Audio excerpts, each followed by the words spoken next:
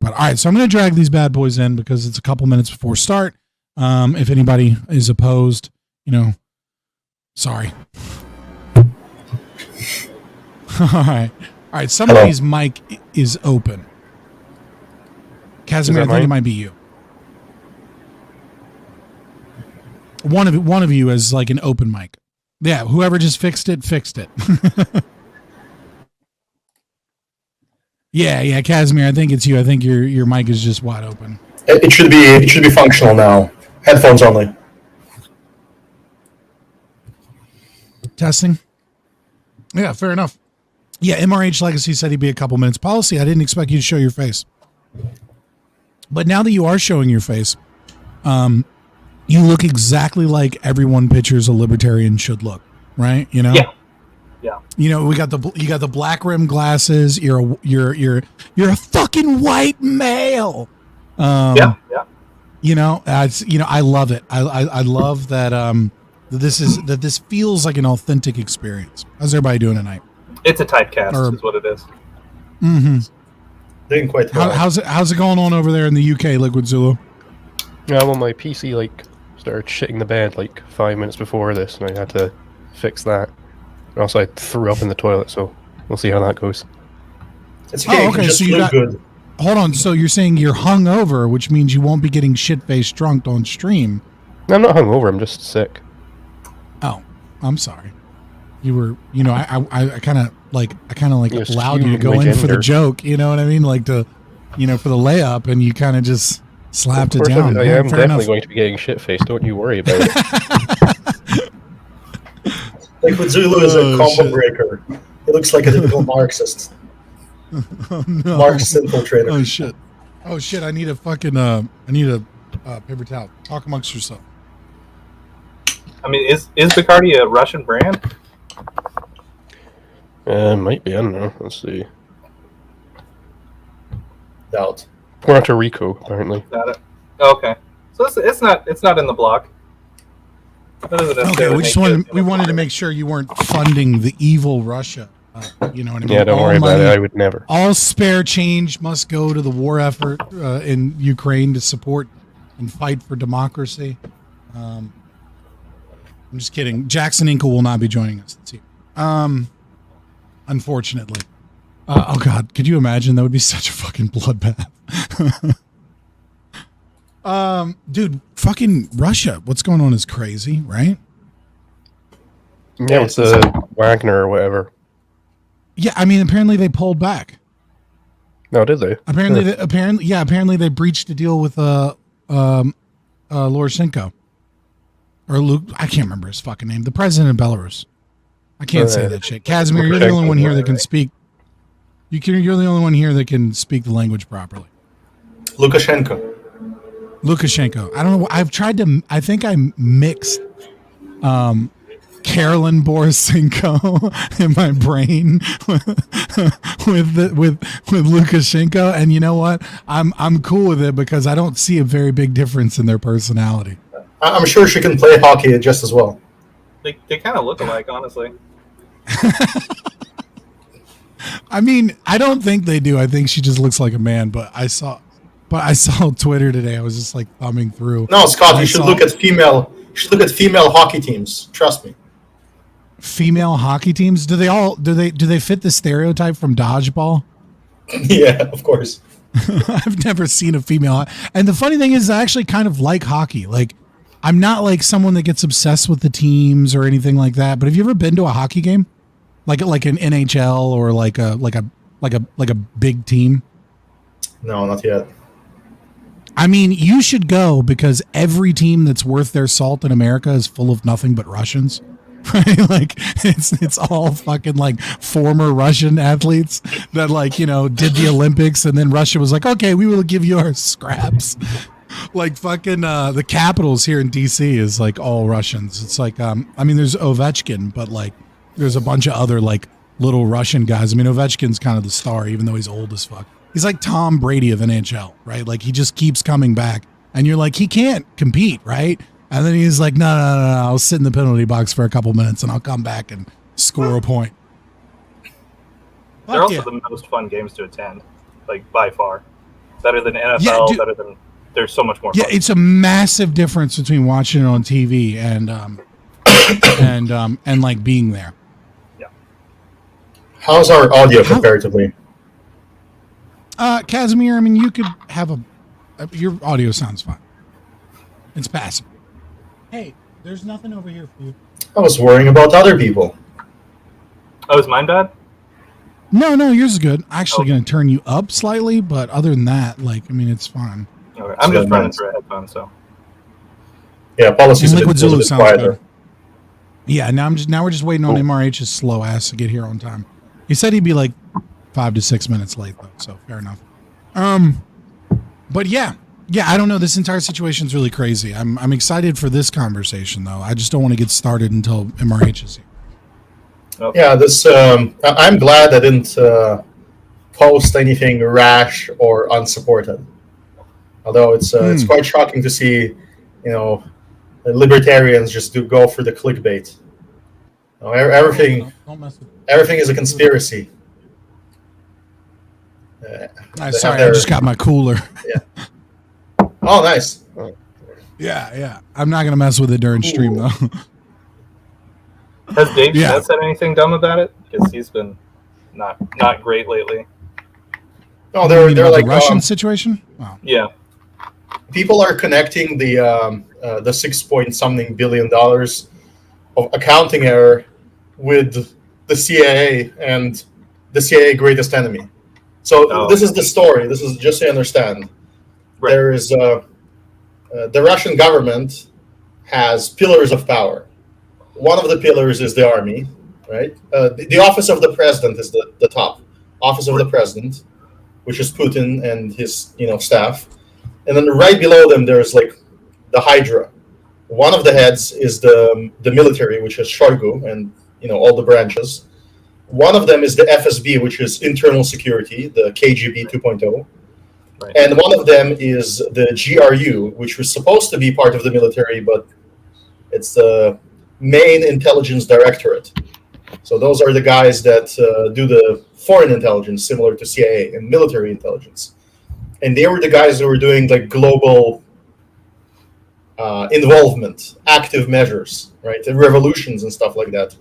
So similar to our CIA and secret services, and, spec ops. Right.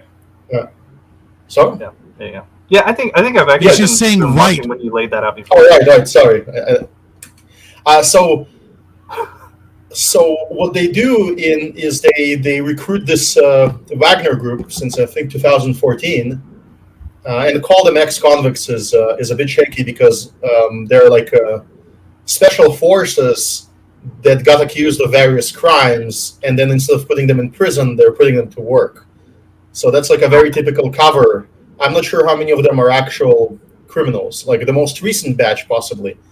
But it's not a penalty battalion. It's like highly paid mercenary work, paid from the top. And the GRU is the number one opponent of the CIA worldwide. So what these guys do is they kill each other, and then they send greetings cards to each other saying, "Aha, we got you this time," right? Right. And one of the reasons why they're a bit on better terms these days is because they stopped killing each other as often as they did in the Cold War. They have slightly better relationships. But to think that one of their agents, one of their top security agents, which was this Prigozhin guy, would be purchasable by the CIA is pure insanity. I can't take it seriously. Right. Yeah. Yeah, Okay. it seems like a lot of American people that are obsessed with American politics look at what America does and then use that as a framework of what they think is most likely. And then they just assume it to be true with every other nation without actually looking at like how that nation is structured, right? Like people are like, but this is typical CIA playbook. It's like, yeah, it would be, but like not in this situation. It just doesn't make sense. I mean, they have means, maybe they certainly have motive, but like means and opportunity here is a little bit limited. Like it would take something crazy to get to Wagner. Yeah, to get to that guy, and he is the guy doing the purchasing.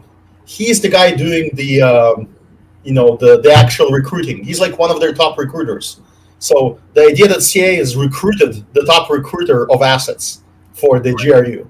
Now, it could happen, and I'm willing to entertain it as a possibility, but if somebody tells me that as like a certainty, I want to see like a little bit of evidence, right? Just a tiny bit, just a whiff. Yeah. Versus it would have to take a lot of. Yeah. Go ahead, sir. I think it would have to take a lot of disenfranchisement too, because I mean, like a lot of people don't, especially people in America, don't understand like the national identity that a lot of other countries have. It's like in America, like there's like a lot of animosity within America and people that hate their own country. But then these operatives that work like an Israeli operative. You think anyone could buy an Israeli operative? It's going to be like very difficult. All right. So MRH said he's still going to be like another like 5 or 10 minutes. So we can either just go ahead and get started and let him jump in midway, or do you guys want to keep talking about like the current affairs while we wait for MRH? I'll leave it up to you guys. I don't really care one way or the other. How's LiquidZulu doing? My internet is currently taking shit, so I'm going to cancel my stream and hopefully that'll fix things.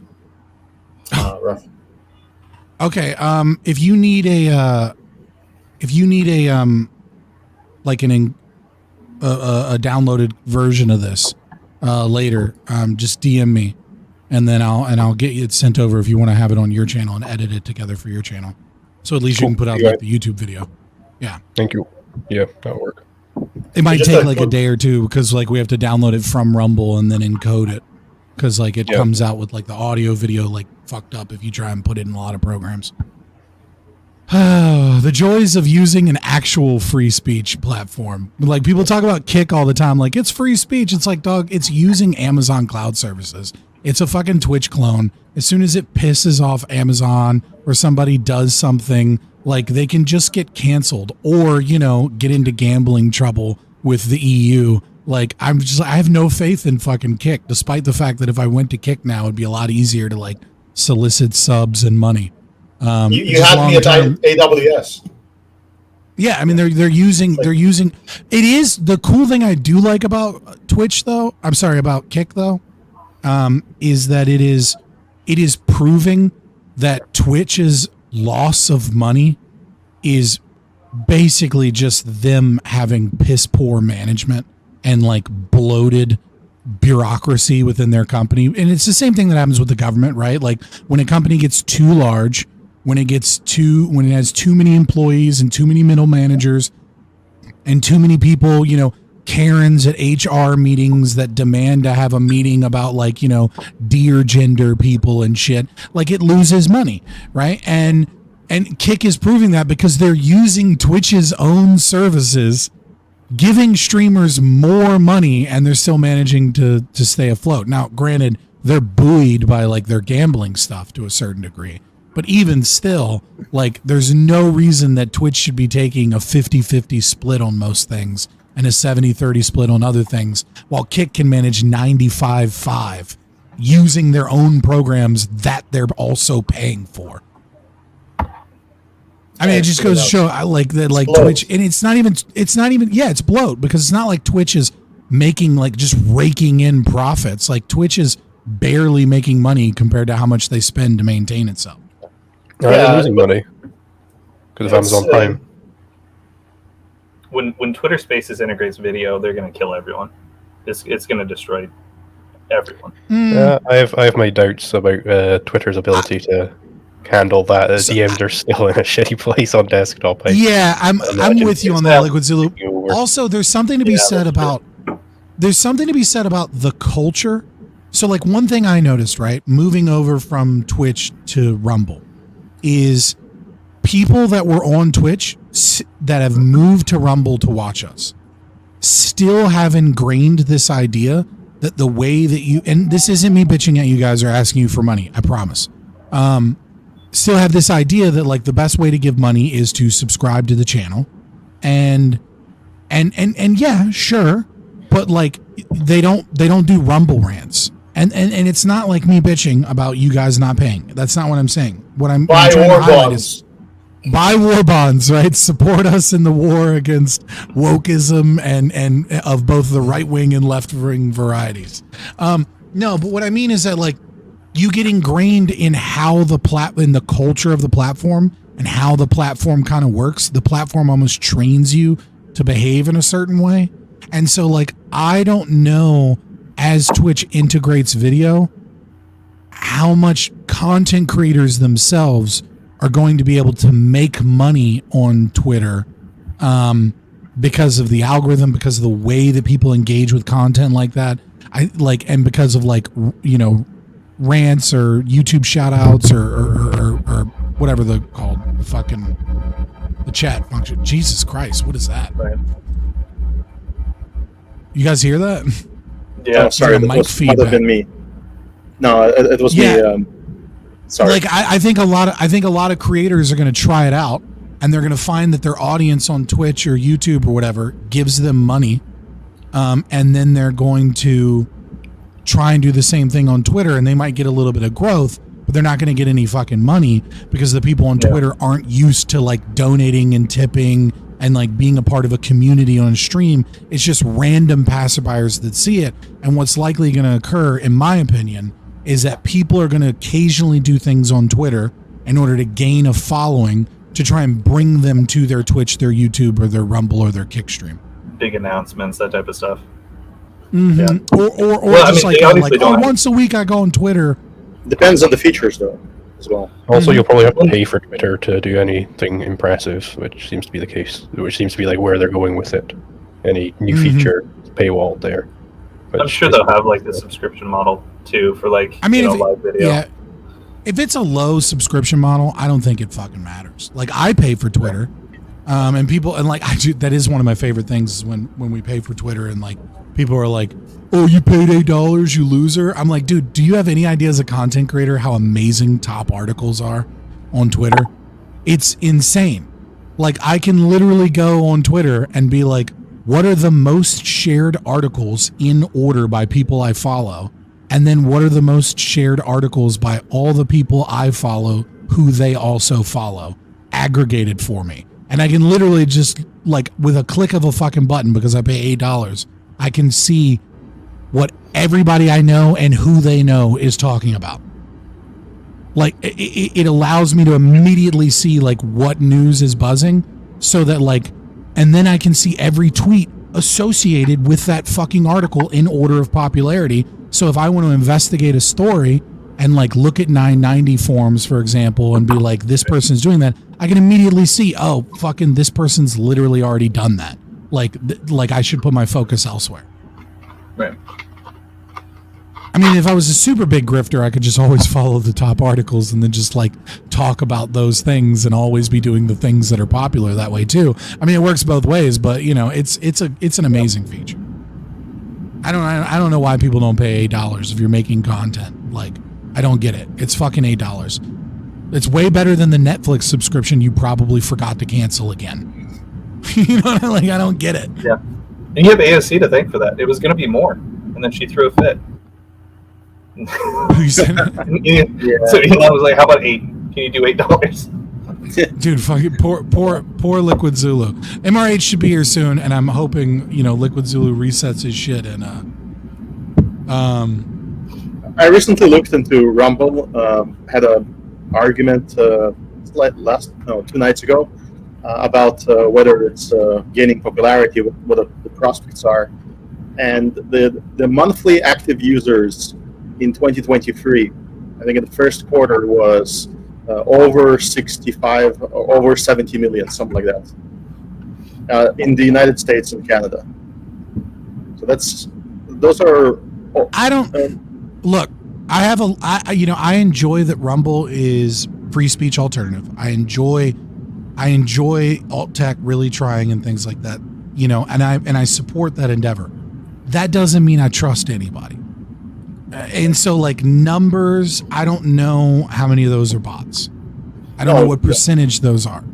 Right, you're right, but the problem is that all the platforms have bots, and the older and bigger the platform is, the more likely that the bots are both profitable and harder to detect. So, Oh, for sure. I don't know. I think it balances out. I think Twitch probably has the most bots. And the reason I would say that I believe that Twitch has the most bots is because the financial incentive for the company itself is not to go after bots. And for the streamer, the financial incentive is strongest to have bots. And so on Twitch, the more followers, the more live viewers you have, right? The higher up on the list and the algorithm you are. So it isn't, you will make X, if you buy 50 viewers and you have 50 naturally, it is very easy to get 150, 200 viewers by buying 50 viewers. It's easy because you're way up at the top of the list. And you're also trying to average 75 viewers so that you can get that sweet, sweet partner deal, right? Yeah. And for Twitch, they're incentivized because they run ads during live streams. And so, which is hard to verify whether or not a bot exists. So they get to sell other people on a certain amount of viewership for ads. So I would say Twitch is probably the worst of them, if I had to guess. So if you're comparing like Rumble to Twitch, my best guess is that a higher percentage of the views on Twitch is going to be bots than, let's say, on Rumble.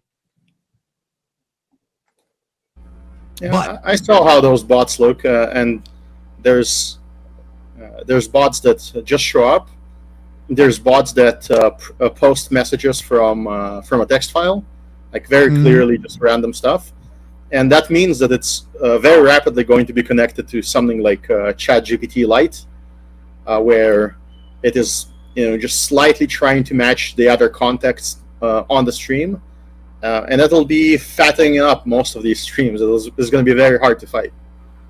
Oh yeah, there's going to be very soon. You're going to have bots with ChatGPT on like Twitch that like wait for like a bunch of people to start pressing F, and then they start putting F in the chat, or they start putting poggers in the chat, or they put in like the right emojis because that's like what a percentage, and they've already recognized the pattern. But that being said, MRH is here.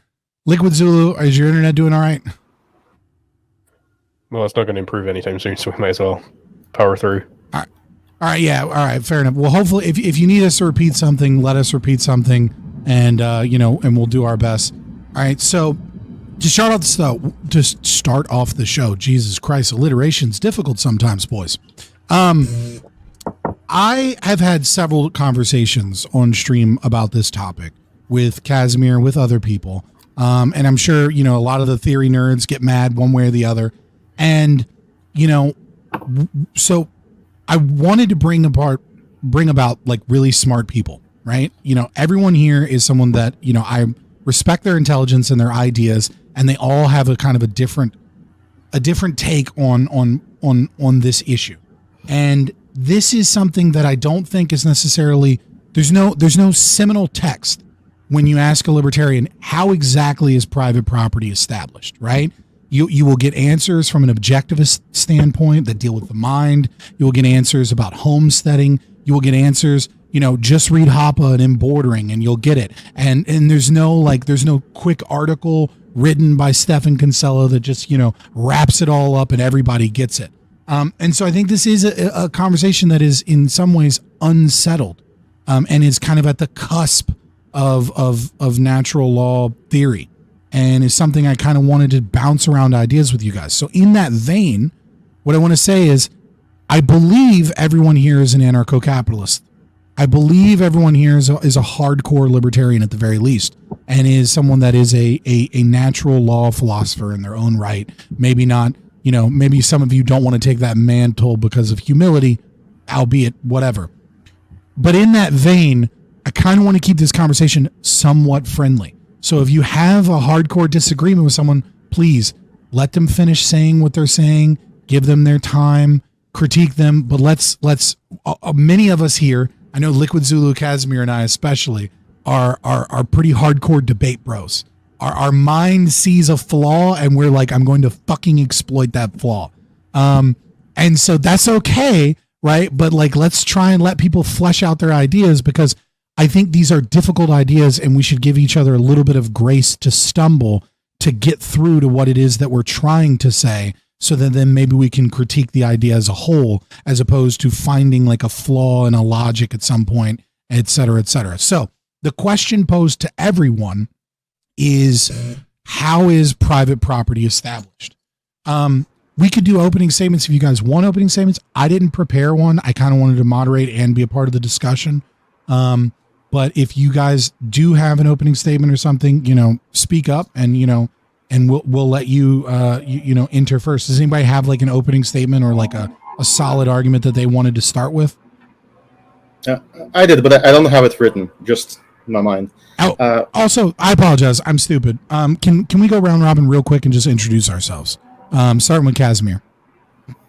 Sure. Free Kasimir on Twitter. Crazy ANCAP Russian guy. Check out what I write. Thank you. PolicyWonker. From pretty much just from your chat. I mean, I don't really do anything else. I'm on Twitter. I think it's Fact for News or something like that. It was something really dumb. So you think go fucking find out exactly what your Twitter is. Nobody needs to follow me. I usually then post it in the chat. No, you have good ideas. Nonsense. I brought you in because you had really interesting, good ideas, and I was, and I've spoken with you several times via chat, and I was like, okay, this guy kind of knows his shit and has interesting takes. Fact 4 News, and I believe the 4 is the number 4. Yeah. Okay, all right. Don't be so goddamn humble. MRHLegacy. Sure. First of all, is my mic fine? Yeah, you sound great. Okay, all right. So I'm MRHLegacy, name here, YouTuber on Twitter. That's the gist. All right. That's what happens when you bring fucking theory heads. You guys are fucking boring.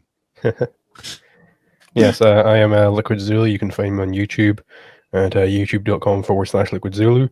I also have a course on libertarian ethics at liquidzulu.github.io, which you can read for free. All right, fair enough. So, Kasimir, you said that you had an opening statement of sorts, or an opening argument that you wanted to start with. So go ahead. Well, I think the number one question is, why are we doing this? Why do we need to have a conception of property of any sort? And I think most of us agree why, which is there's a primary reason, which is we have scarce means. We have things that we can fight over, rivalrous things in nature, and we want to somehow avoid conflicts. And in order to do that, our answer, as the libertarian answer, is privatize everything, so that everybody at any given time point knows what belongs to another person, or can at least find out with some kind of a acceptable level of effort. And that's the primary reason. And then below that, way below that in importance, there are secondary reasons, which are reasons of convenience, reasons of establishing some kind of a vision we have for what we want to do. And I think that's where there is a little bit of a conflict ideologically, and that's what we're going to engage around. Because we don't get comfortable answers in our philosophy all the time. Sometimes it's like you get a really inconvenient quote-unquote answer, and then you have to figure out how to work with it. So I think that's the tension in the conversation. So I have a question for everybody, right? And this is something I kind of struggle with. And this is just a flaw of mine, which is I recognize that there is an intuitive sense of a desire to avoid conflict, right? And I recognize that, you don't want conflict. But sometimes I think I struggle to perfectly, ground in the philosophy, why it is that we must seek conflict avoidance in terms of an ethical system, right? Because when you begin to think about it, you go, well, some conflict is good. And then you realize, okay, well, that's not what we mean when we say conflict, right? We're not talking about voluntary, sacrifice or suffering of some for a greater goal in the end. What we're talking about is, people attempting to use scarce resources for opposing means. But I guess my question is a little devil's advocate, and maybe LiquidZulu has a good answer for this. why is it so phenomenally important that conflict avoidance be a necessary kind of like foundation for like the non-aggression principle and establishing private property rights? Yes, I would say on this is that fundamentally what we're trying to answer when we're doing law is the question posed to us is, given that there's scarcity, there is a possibility for conflicts to arise. So how should we go about dealing with these conflicts? It's a very real problem we've got. So ethics has to be able to answer this. There are basically three ways that you could answer this. There's the law of the jungle, there's some sort of mixed law, and then there's the NEP. The law of the jungle would just be do whatever you want, live by your whims, doesn't matter, right? Let's just completely ignore the question of what we should be doing. That would be completely irrational because it would be based entirely on whim, right? It's that you should be following your whims. This rests on an epistemology which holds that whim is a correct source of knowledge as against reason, which the objectivists in the audience will know why that's flawed. Mixed law is, again, normally you're going to have some sort of whim in there. It's like, well, I want to aggress in these situations, but not these situations. It's all arbitrary, you know. But you can, if you want, go even further, where you can definitely go about debunking all of these individual mixed law systems, and that would be legitimate to claim victory after that point, because there is no evidence of any mixed law system which isn't based in whim. So you could claim victory there. But people like Hoppe, they can go further. It's like, well, let's go even further here. What would it even mean to propose a mixed law system at all, right? It's that you're going to be coming to the table, and you've already accepted the law of the jungle can't stand, so you've already rejected that. And it's like, okay, well, let's try and figure out whether or not this is a dispute where we should be solving it peacefully. So then let's sit down and let's peacefully resolve this dispute over whether we should be resolving it peacefully. This is Hoppe's argumentation ethics. It's pointing out that there's a fundamental inconsistency there. You've already decided that being an irrationalist, being a savage, is no good, and then you're trying to put forth arguments about why you should be a savage in this situation. It's completely inconsistent.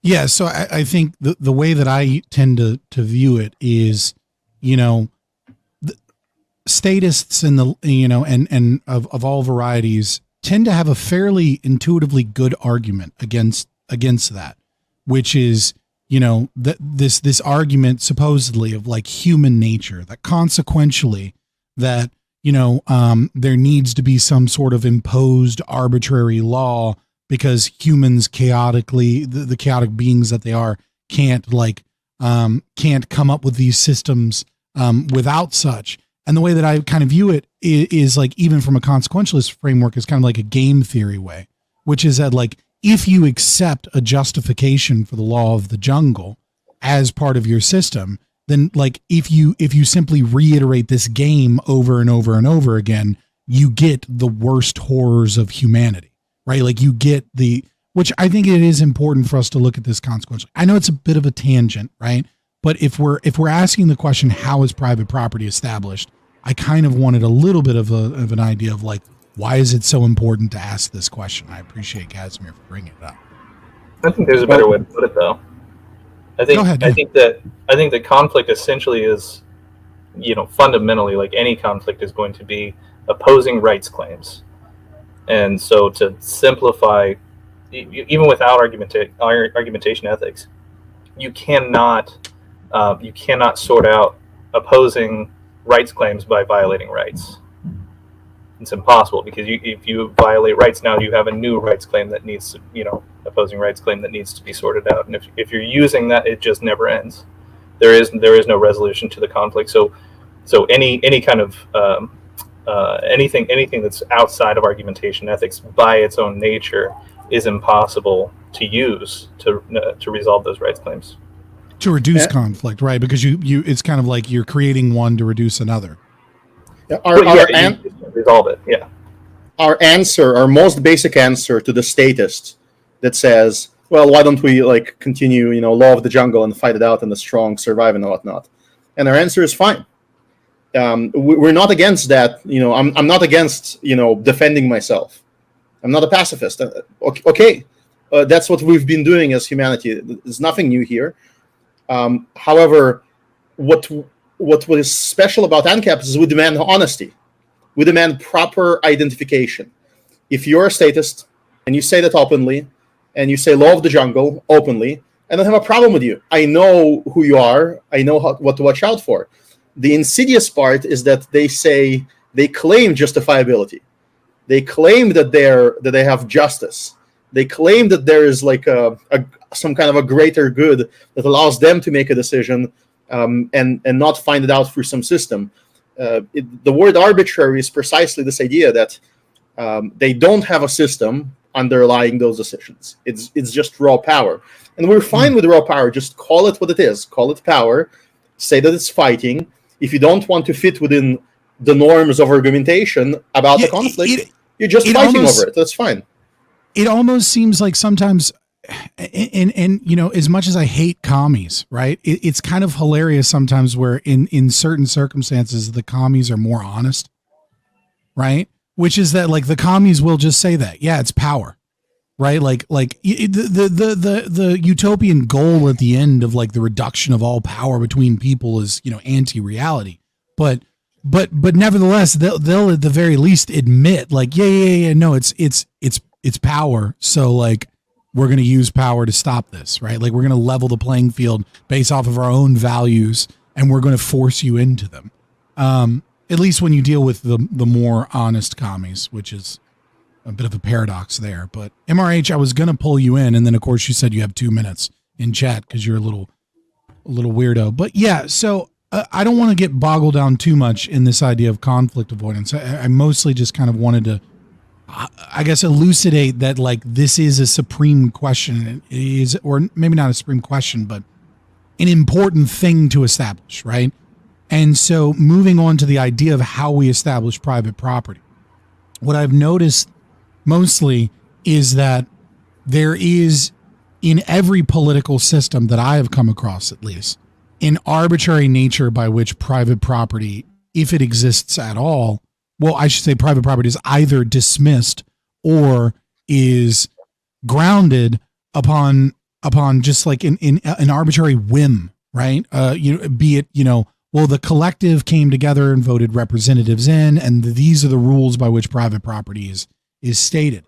And it seems to be one of the greatest challenges for libertarians, because the statist says, well, abandonment of property as established by law is, 5 years of non-use, right? And therefore that's when private property is abandoned, and then anybody can take it up. And then you go, and then you go, well, that's just an arbitrary made up thing. And then they go, well, what's your answer? And then my answer is, well, it's really fucking complicated, and I don't know the right answer as to exactly when abandonment occurs on a property. Here's some ideas. And then, it almost forces us into this really weak position where we don't have an answer for a question that a statist does have an answer, but their question really is just, we decided via power that this is the right answer, so fuck you, follow it. And so, yeah, I really want to see if we can get some ideas bounced around about when is it, maybe not abandonment, we could of course go into abandonment, but when is it exactly, and how is it exactly that private property is established? If we assume, right, a natural law position as true, right, because we don't have any other statists here. If we assume, I just want to assume that, right? I want to assume that we're all affirming the non-aggression principle in one way or the other. So how is it that a farm becomes my farm? Is it homestead? Is it embroidered? Is it a psychological effect? Is it the mixing of someone's life? Like, what is it? And even more specifically, what constitutes your property in that process, and what technically isn't your property? Which is, the classic examples, like putting up a building 5 feet away from your fence, things like that. So yeah, I guess I open the floor and we'll bounce around. MRH, if you want to come in, since you haven't said a goddamn thing. Sure. I'm sorry. I'm so sorry. It'll never happen again, I swear. But, well, we'll see. Maybe in 2 minutes it'll happen again. We'll see. But, so the question of the homesteading thing, it all has to come from conflict avoidance, like everybody just said. So the idea behind homesteading, the most fundamental idea, is that I'm establishing what's called an intersubjectively ascertainable link to a piece of property that is in the natural world. So the idea with conflict avoidance is I need to have a way to use resources without other people using them. But how do other people know that I'm not using that resource before they go and use it? Well, that's through what we call something that's intersubjectively ascertainable. So I do something that makes the other person see that I've done something with it. And that can come from embordering, it can come from all of these different areas. Just to be clear, you were defining intersubjectional there. Intersubjective. Yeah, basically. Yes, which is that other people can verify the information. But what's another word to use here is communication. Yes, right. What's important here is that the problem that a lot of libertarians have is they want to like figure out an objective, like one way to establish property. Like this is kind of where like Locke's homesteading principle comes from. Like if I own my labor and then I mix my labor with something and then that thing becomes mine. But that's wrong because labor isn't something to be owned. That's an act that you do with something you own. So we can't really say that in this particular instance, you would own property in this way. So for example, if I plant something in a tundra, and maybe this plant needs and is understood by everybody to need a certain area of growth, like or a desert or something, it needs like, 20 feet around it. But in another area, a certain plant only needs 1 foot around it. Then the area that you homesteaded would change depending on where you are. What matters is that other people can tell that you are the one who owns it. That's it. It doesn't matter the specific way you go about doing it, if that makes sense. So I like the idea of the plant changing, right? Because what is commonly communicated is what is being homesteaded. Big question, big quotation marks here. We'll say embroidered, right? Just to not deal with the homesteading thing. I don't know if anybody here is a proponent of homesteading.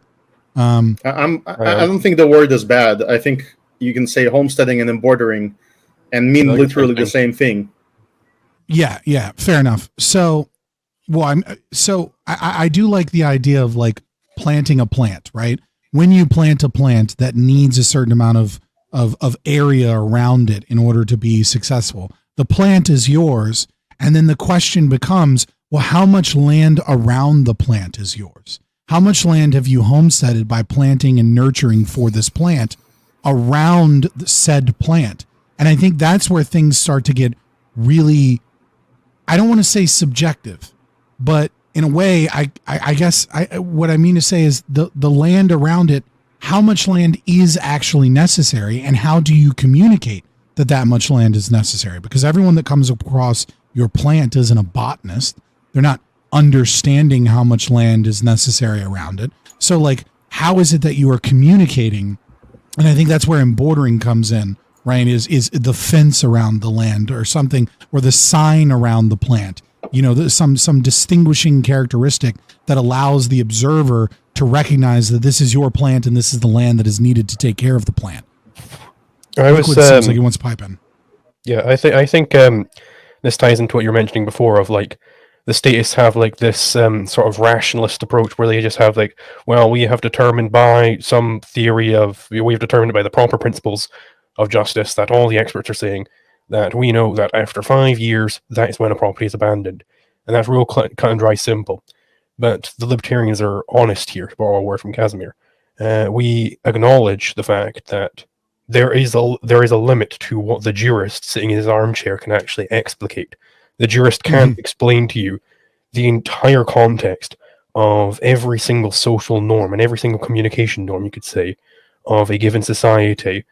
But that's what it depends upon, right? You have to be, as MRH was explaining, you have to be communicating to others that you're using this thing. You have to be using it in such a way by its own nature. So you're objectively using this thing according to its nature. And this then, because you're using it in that given way, it signals out to people. They can look at it and they can derive the fact that you are using it, because it isn't, they can look at it and they can understand that, hey, wait a minute, it's not natural for fish to be cut up and put in a fire. Oh, I know that that means somebody's using this fish, right? Given the fact that I am using it according to its nature, I have altered the way it's using. I am the initial possessor, in Kinsella's terminology, of this thing. That's what makes me own it. And as a jurist sitting in your armchair, you can't explain the entire context of every single situation that might come up which would constitute proper homesteading. You can only explain the principles behind it, and that's where the judge steps in. And it's it's a very localized thing. So there might be some universe where fish just jump out of the water, cut themselves out into pieces, and stick themselves on a stick, and then that would not be, I guess, defined as property in that territory. I think that's a good point. But there is we should give Locke his due. He was onto something here. Even though he explained it with the wrong metaphors that created a lot of danger down the line, there is a desire that he was seeking to fulfill, which is the desire of each individual to see their labors, their works, their history not interfered with. And I think that appealed to me as well when I was trying to reason through that, which is, the history of your body activity is what the thing you're trying to protect. Because as any rational thinker, you can look at your past and extrapolate into the future. So if somebody can trample over your past, and I use the term retroactively enslave, which is a bit nonsensical, it sounds nonsensical, but really it identifies something that's happening to your prediction about the future. If somebody can just show up and grab my fish or walk all over my field, then I can't plan for the future. I can't act. And that's the thing that I'm actually valuing. So whenever some system of putting up signs or or controlling something gets analyzed, that's the demand that I'm personally interested in satisfying, in that system satisfying. And I think embordering gets close to that, but where I have some problems with it, or see potential problems, is in the initial acquisition. So there's very common ways to initially acquire something that are usual for us. But then our system also allows for some very unusual hypothetical means, especially when we reach some limit. Say there is a limited amount of land on some island, and how much of it can you homestead in which way, and how can you communicate that, becomes I think a much sharper problem. Yeah, PolicyWonker, I want you to jump in here because I know that you have like an interesting hypothesis that I kind of marries these two concepts of homesteading and historical link. Well, yeah. Well, first of all, I just, with all due respect, I don't think that signage is required for you to have a rights claim over your own property. It may make it easy for somebody to make the mistake of violating your property, right? But that doesn't that doesn't. I don't think that impetus is on the original owner of the property. It's like if you it's like if you owned a meadow, right? And you are a botanist, and there are some endangered species of wildflower that live in that meadow, and so you want to leave that meadow as untouched, but it is your property, right? I don't think that you need to make it apparent. You don't have to mow that meadow because that would defeat the purpose, right? I don't think you have to make it apparent that land is being worked for that to be your property. Let's assume you buy it, right? Instead of homesteading or whatever, and you have like a clear claim to it. That's hold on. But the other side of it, as far as establishing property rights, is everything is economics in the way that I lay it out, right? So you have to trade something for the property that you do own. And the only property that you're born with is a lifespan. So it's not necessarily labor, right? Because that's an action, right? But you are trading some portion of your lifespan, either for wages in order to purchase something, or in order to build out a homestead, or in order to preserve this meadow, right? You are still trading something for that, and you are still trading something that is inherently only yours, that nobody else can make use of. That is your lifespan. So that's a conceptualization that I like to use. It's definitely not perfect, though. I mean, I've been, over the last couple of days, I know I sent a couple of you guys some copies of some stuff that I was working on, but like over the last couple of days, I got stopped on abortion. I got stopped. Like there were a few things that I was just like, yeah, I need to take a minute on this, you know, and kind of reconceptualize. Well, when you say lifespan, the thing here is that like it seems like you're rewording other concepts, right? Which is, you know, historical. Well, the historical link is your lifespan in the past. Your inability to move in the future is your lifespan in the future, right? So I don't know that it's necessarily. It might just be a reconceptualization or a rewording or a re-understanding in a way that makes it more communicatable or communicable. To a certain degree, that's kind of how it started out, because in the Western world, we essentially live in an atheist world now. So, you know, basing an entire philosophy on natural law or Enlightenment ideas, like liberal Enlightenment ideas, doesn't make a lot of sense anymore, and it's just not selling anymore. You know, I mean, if you look at the left and the right, they're both consequentialists. You know, neither of them actually believe that the ends don't justify the means, right? None of them really believe in negative rights anymore, right? So we need the whole point of the project was we need a new way to define this, and we need a way to ground it and not depend on an almighty, essentially. Right, but like the example of the field is a good one to engage in, I think, because what worries me is original acquisition. So you look at a meadow and you see, let's say, endangered plants and bugs, and you find that beautiful. And I frankly find that disgusting, and I would like a factory to be built there, right?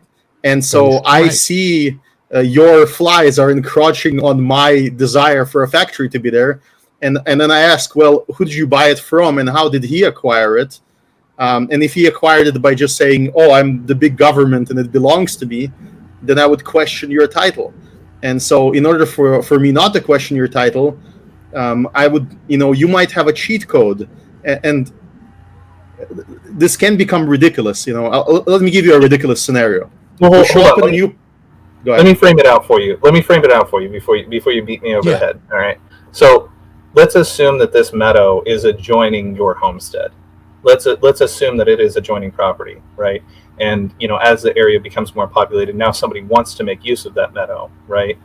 But you have specifically set out this meadow within, or in bordering, right on the border of the rest of your property that you have built out into a homestead, and you say, well, no, this is the reason that this is untouched.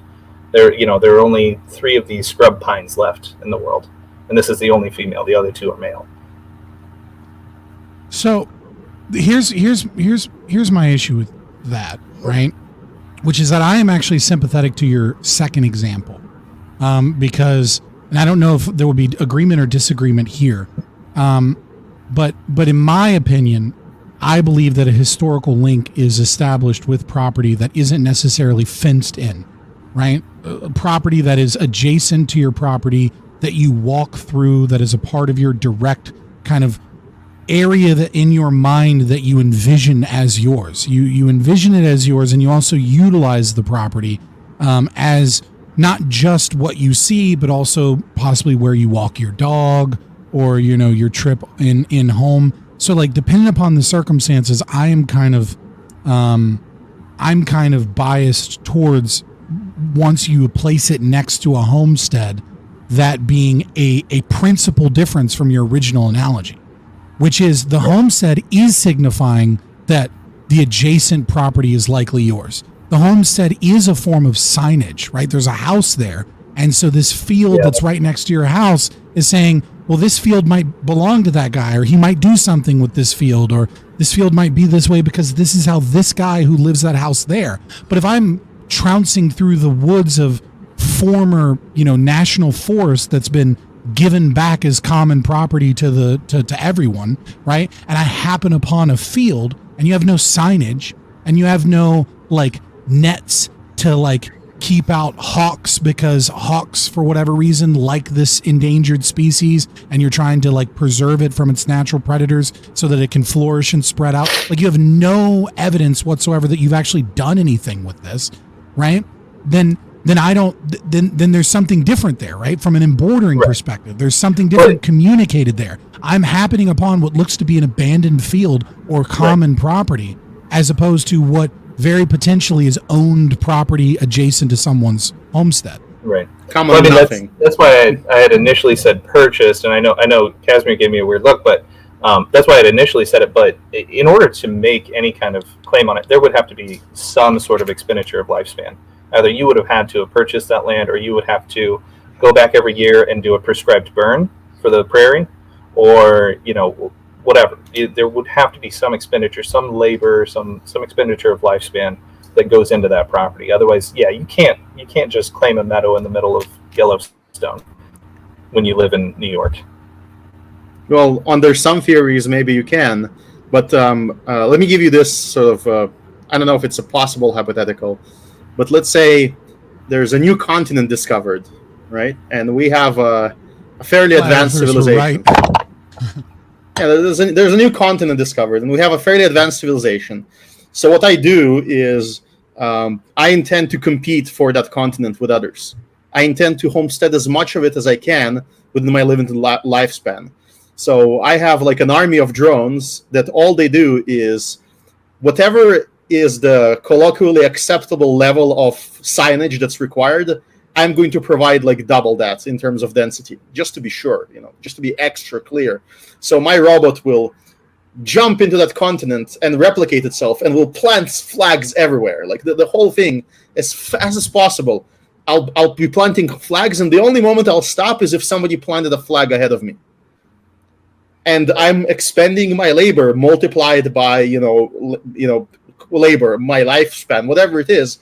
I'm doing that using, materials, using things that I've prepared in advance, sort of accumulated capital, and I'm investing it in controlling territory. Now, within our system, the only thing that's sort of arbitrary is how much is enough to communicate. Now, or how much is, and if it was labor mixture, well, my flags do both. They communicate and they mix as well. And if you tell me, before you answer, I just want to let everybody know, in like a lamb, out like a lion. It's like hardcore thunderstorming outside. So if I lose power and the stream goes down, like whatever, it's out of my control.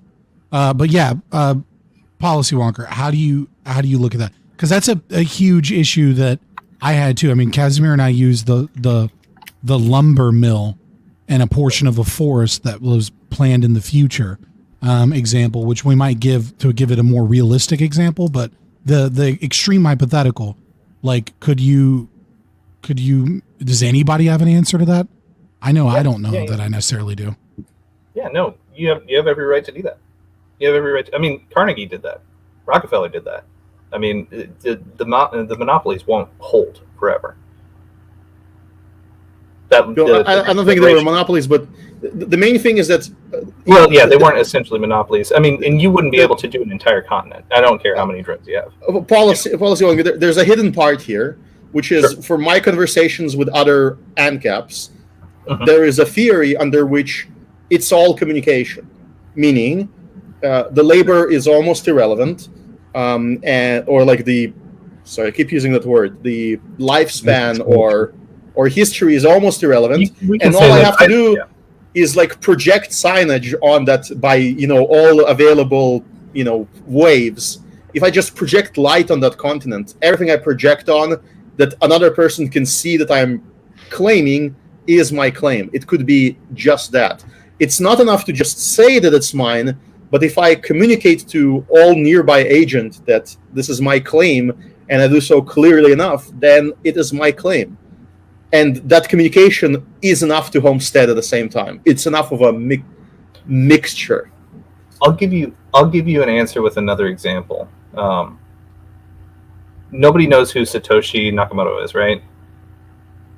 But we assume that we know which wallet belongs to him, and it has millions of Bitcoin. Millions of Bitcoin, right? He essentially built a continent and then claimed a very large portion of that continent, worth, I think, probably close to $1 trillion now. I don't know. It's some insane number, right? So essentially, he did exactly what you're saying, right? But he built the continent itself, And then it opened it up to everybody and said, hey, whoever wants to claim it, all you got to do is download this program. You can claim a portion of this new continent, right? And all he did was claim it, right? Through technological means, right? He hasn't spent any of that money. That none of that Bitcoin has left that wallet since it went onto that wallet, right? It's a great analogy. I like it. I think it's a very good analogy, but you wouldn't say that by him being the first comer to a place, right? Because you will have competition that's a huge discovery, right? So you will have more competition than he had initially, but nobody would say that what he did was morally wrong by claiming all of that Bitcoin on this new continent that was created. That would eventually become worth, what is it, like 29,000 today per Bitcoin, something like that? Yeah, I don't think that my hypothetical is like problematic to any system. I just wanted to see where it goes in some kind of an extreme. But there are real problems that occur in your field example. Right. If I establish a homestead, and then these are the types of questions we will get asked. I think we'll get to some of the difficult questions that libertarians are asked. Maybe that would be like another segment. But there is a problem of like density. So I will give you your claim to your field with the butterflies, with the rare flowers, when the density is very, very low. But as people become closer and closer to your neighbor, this implied claim that you have, I'm going to have less and less respect for it, because I'm going to have to ask a question of why are you forestalling that land becoming a factory? Now, if I can build a factory, a few miles away from you, why shouldn't I do that? And I'll just go and claim the land there. I've avoided the conflict. But if a certain area becomes dense enough, for whatever reason, a highly desirable view, for example, then people would want to close in, and there's going to be an increase in the questioning of any whimsical claims. And there's going to be an increased demand for communication of past history, lifespan, or any of these justifications. No, I understand that, but I don't allow, or I don't believe in the justification of rights violation for consequentialist, calculus, right? Because the assumption is, well, we as a community can put this land to better use, maybe, but it's not your property. So it's not a question of here's the thing, right? The question is who's objectively, to the best of our ability, right, actually creating the conflict, right? So when Kasimir brings up the example of density, it's not necessarily a question of consequentialism. It's not saying that, like, I can violate your rights because the land is dense enough. What it's saying is if you make some claim to land, but you haven't done anything with the land, you haven't touched the land in any way, I don't really give a fuck, and I don't feel like arguing with you if I can build a factory a mile or two down the road, right? Like, I can completely avoid the conflict, but it might be you, hypothetically, that is actually creating the conflict by claiming land that you have no justification to. And when we get more dense, it is you creating conflict by claiming land you have no justification to arbitrarily and saying, well, all of this is mine. Well, why? Because it's all mine and I want it to be mine, right? And it's like, okay, well, I'll just move my factory a mile or two down the road. I don't care. That guy's a wacko. But if we're dense, all of a sudden it's like, no, you better fucking prove that it's yours, because there's no other land to use right now, and you haven't done anything with it. You don't use it. You don't do anything but say it's yours. And so is saying it's yours enough? And I think what you were saying and is, well, there has to be some expenditure of lifespan. But you yourself admitted that the expenditure of your lifespan can be absolutely minimal, right? Yeah. Which is to say that minimal amount. So who's to say that minimal amount couldn't also just be the time it takes for me to say all of this land is mine? That is a minimal amount of lifespan expended to go around town and say, hey, by the way, this entire mountain range is mine. How come? Because I said so. Why do you even have to say it? Like, if I'm just standing here, wouldn't I be expending my lifespan on the planet Earth? Like, why would I even have to make a verbal decree? Like, if I'm the first person on Earth, True. Why under the expenditure of lifespan do I not own the entire Earth? Like, how are you? It seems like we're trying to dodge the question with the expenditure of lifespan argument. if that makes sense. I mean, if I'm not trying to dodge anything. I know. No, I'm just trying to, yeah. That's No, I'm not if trying it's, to like, accuse somebody of being dishonest. If it is, we're going to have some kind of a standard. So we have a local standard that if somebody moves rocks around and creates a home, or takes a tool, an implement, and tills the field, then they deserve to have that field not contested. And there is some question of how far below it you can dig, but basically you can fly over it or dig under it or approach it up to the point where you actually influence it to a significant degree. It's all intersubjective, right? But that's contained. important. Yes, The communication part is very important. It's not an objective thing, and so there are answers in our books, for example, that if a farmer really wants to have nothing underneath him, like no tunnels or whatever, then he needs to like put spikes in the ground. I remember that answer being mentioned. So like you want your neighbor to not dig under you, claim the territory. I would disagree here with your formulation there. You're mentioning like it's you seem to be taking the view that it's all just this intersubjective communication thing. It's all just about whatever social norms you have in some given area. But I think that's incorrect. It's not just communicating to people that you have a property right in something. You have to actually be objectively using a thing in such a way that it communicates to others what's going on. So I think the role of communication is in something like, having a path up to your mailbox. That's clearly communicating to mailmen that you want them to deliver mail to your mailbox, right?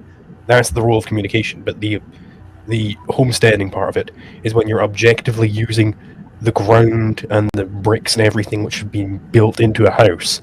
Like that's clearly human intervention there. That's not just, something which naturally occurs, right? Yeah, I'm totally on board with that. I think that like let me explain why I said the intersubjective or any of those words, or why it's not like doesn't seem entirely mind independent. Because when let's say I use a field for planting, there is a certain amount of the earth that the roots of my plants are going to reach down, right? And that'll be objectively what I use. But maybe upon further, research, I understand that I also need the groundwater. I also need and once I know, I guess scientifically, what is actually part of a field, then I can have objective measure of if he tilled this field, then this is how much of a space bubble around him I need to provide him to not affect him in any way, to not encroach on his property. And outside of this bubble, I can do whatever I want. Like I can dig under, fly over. So you're right. There might be actually some objective measure we just don't realize yet. To that entire system. And it's only intersubjective because we're taking shortcuts right now. We're saying, well, typically that's what we need to do without researching it to its limits. Does that make sense? Sure. I just don't think I would ever use the word intersubjective. I'm a bit of a. I understand why it's a danger. I'll admit that anything intersubjective is like a shortcut when you're claiming that you can't know something objectively. But if you can know something objectively, you should definitely use the objective standard of ownership and property. If something can be defined. Sure, I would agree with that, and I think you could define all property in this way. So, well, I'll give you I'll give you another idea that I had. If people in a group agree that when they arrive at a new planet, they're going to divide it into grids, and they're going to require this level of investment to consider it in active use, then they can explain it in kilojoules or whatever. Then objectively now they can measure. Somebody achieved this kilojoule amount of energy investment in this property. Therefore, they're actively using it. I can measure it. That's objective. But the initial decision of how much is enough, what constitutes active use, how do we define that? How do you arrive to that? I don't think there is this decision-making process. I don't think that these people just all agreeing that we're going to have these grids and you've got to use this many kilojoules of energy on your grid to homestead it. I don't think that's legitimate at all, because that would essentially be in the category of a verbal decree, right? They're just decreeing that this is how homesteading claims are established. What was actually going on is, if I go down there and I start objectively using things according to their nature, I am using them in certain ways. Everyone can see that I'm using them in these ways. They can see that these goods are being altered in such a way, right? They're not just following what metaphysics determines they're going to follow. You know, I've come in here and I've made some choices about how these things are to be arranged.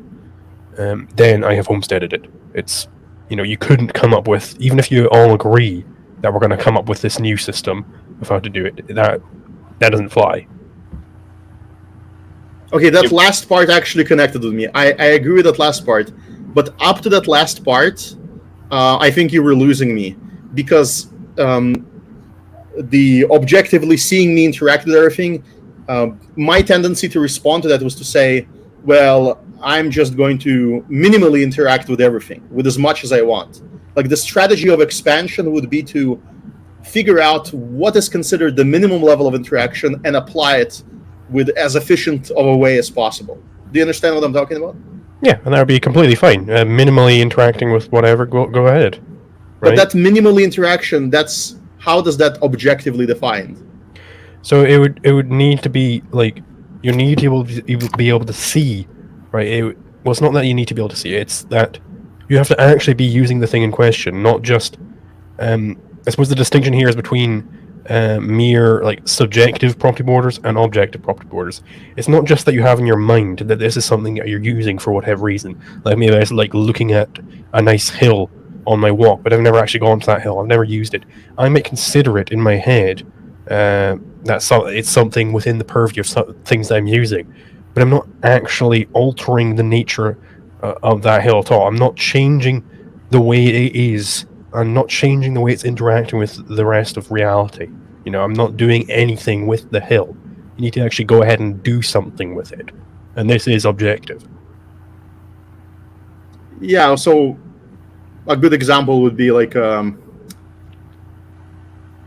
trying to, I think there's more minimal ones, but like one of them which would be physical. One of them would be physical. Sorry, Scott. No. There's those videos of people in China spraying green color from the CCP. They're spraying green color on like an entire piece of land to make it appear flourishing during like desert heat. So like they just spray color, and I think that would be like enough under this system. But that's not actually why they're doing it, for the record. They're doing it because Chinese planes do inspections via flyovers, and so they're spraying them because centralized authority has decided that you will meet certain expectations for combating climate change's problems or whatever. And so they fly over in planes and they spray the rocks green and they put rocks on top of rebar so that when you fly over, it looks like fields so that they can pass inspection. Because, you know, when you arbitrarily do things from the state that can't be done, people will utilize resources to the best of their ability to meet those standards. Right. But that's what I'm talking about. There's going to be some kind of a race to the bottom within, and the bottom is... What? You're assuming that people are going to want to go about this minimal homesteading. When I go out and I want to use something, I don't want to minimally use that thing. I want to use it completely. I want to wring every bit of value I can get out of that thing. I don't want to minimally use anything, so I don't see why there would be a race to the bottom. Well, so I'm going to interject here because I want to take it back to that idea of the meadow, because LiquidZulu said something interesting about this idea of like, well, you haven't actually changed the way that the property engages with reality, and so the way that I want to bring that back is I want to see if you guys disagree with Lysander Spooner arguing with Benjamin Tucker on private property rights as it is engaged as they're having a debate on property rights, mostly centered around England and Ireland, and the idea that the Irish have the right to essentially take back all of this property because it was stolen from them. And he says, quote, "There is no limit fixed by the law of nature to the amount of property one may acquire by simply taking possession of natural wealth not already possessed. He holds the land in order to hold the labor which he puts into it or upon it." Obviously, old time, we're using labor differently, but, you know, bear with them that like modern conceptions don't exist. "And the land is his, so long as the labor he has expended upon it remains in a condition to be valuable for the uses for which it was expended, because it is not to be supposed that a man has abandoned the fruits of his labor so long as they remain in a state to be practically useful to him." And so, like, you know, labor theory of value and things like that, because of just the time and the language that was used, do you fundamentally disagree with this assessment? Because I think if you don't, then I don't actually think there is an argument against the drones in the continent placing things down, saying nobody owns this, I want it, I'm communicating that I want it, and it's fit so long as I can utilize it practically in some capacity. And I think that's an interesting thing that all the way back Lysander Spooner is kind of hinting at, even, right? Is that there's a certain amount that's not practically usable to him, that essentially becomes a forestallment of the property. If he claims the entire continent, but he can't do anything with the continent, is the entire continent his if he can't do anything practically other than simply say it's his? Well, he is doing something practically. He's putting flags in it. Yeah, I'm Fair enough. not I'm only just putting curious. flags in it, but my answer to LiquidZulu's prior question of why would I'm you putting want flags to, in it so I can sell it to other people. That's the practical use, right? why would you do it? Well, for example, because I don't want bad neighbors.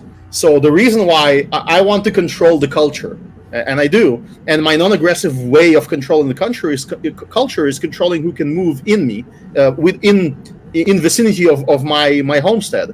So that's why I would want to, you know, control who I sell to, and, for example, have some conditional contracts with them that are going to be coded in such a way that it will apply in perpetuity. So I would want to expand as fast and as much as possible, and my use would be to make sure that any natural resources will be part of the economy, to make sure that there's not going to be forts with, you know, rapid assault cannons being built next to my property, to make there's going to be a whole bunch of demands.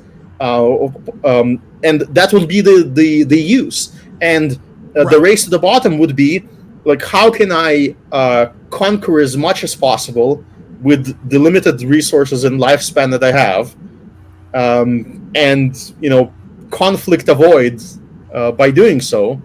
And you say, well, that's not, people don't usually do that. Well, what people usually do, just for an example, is they actually do that.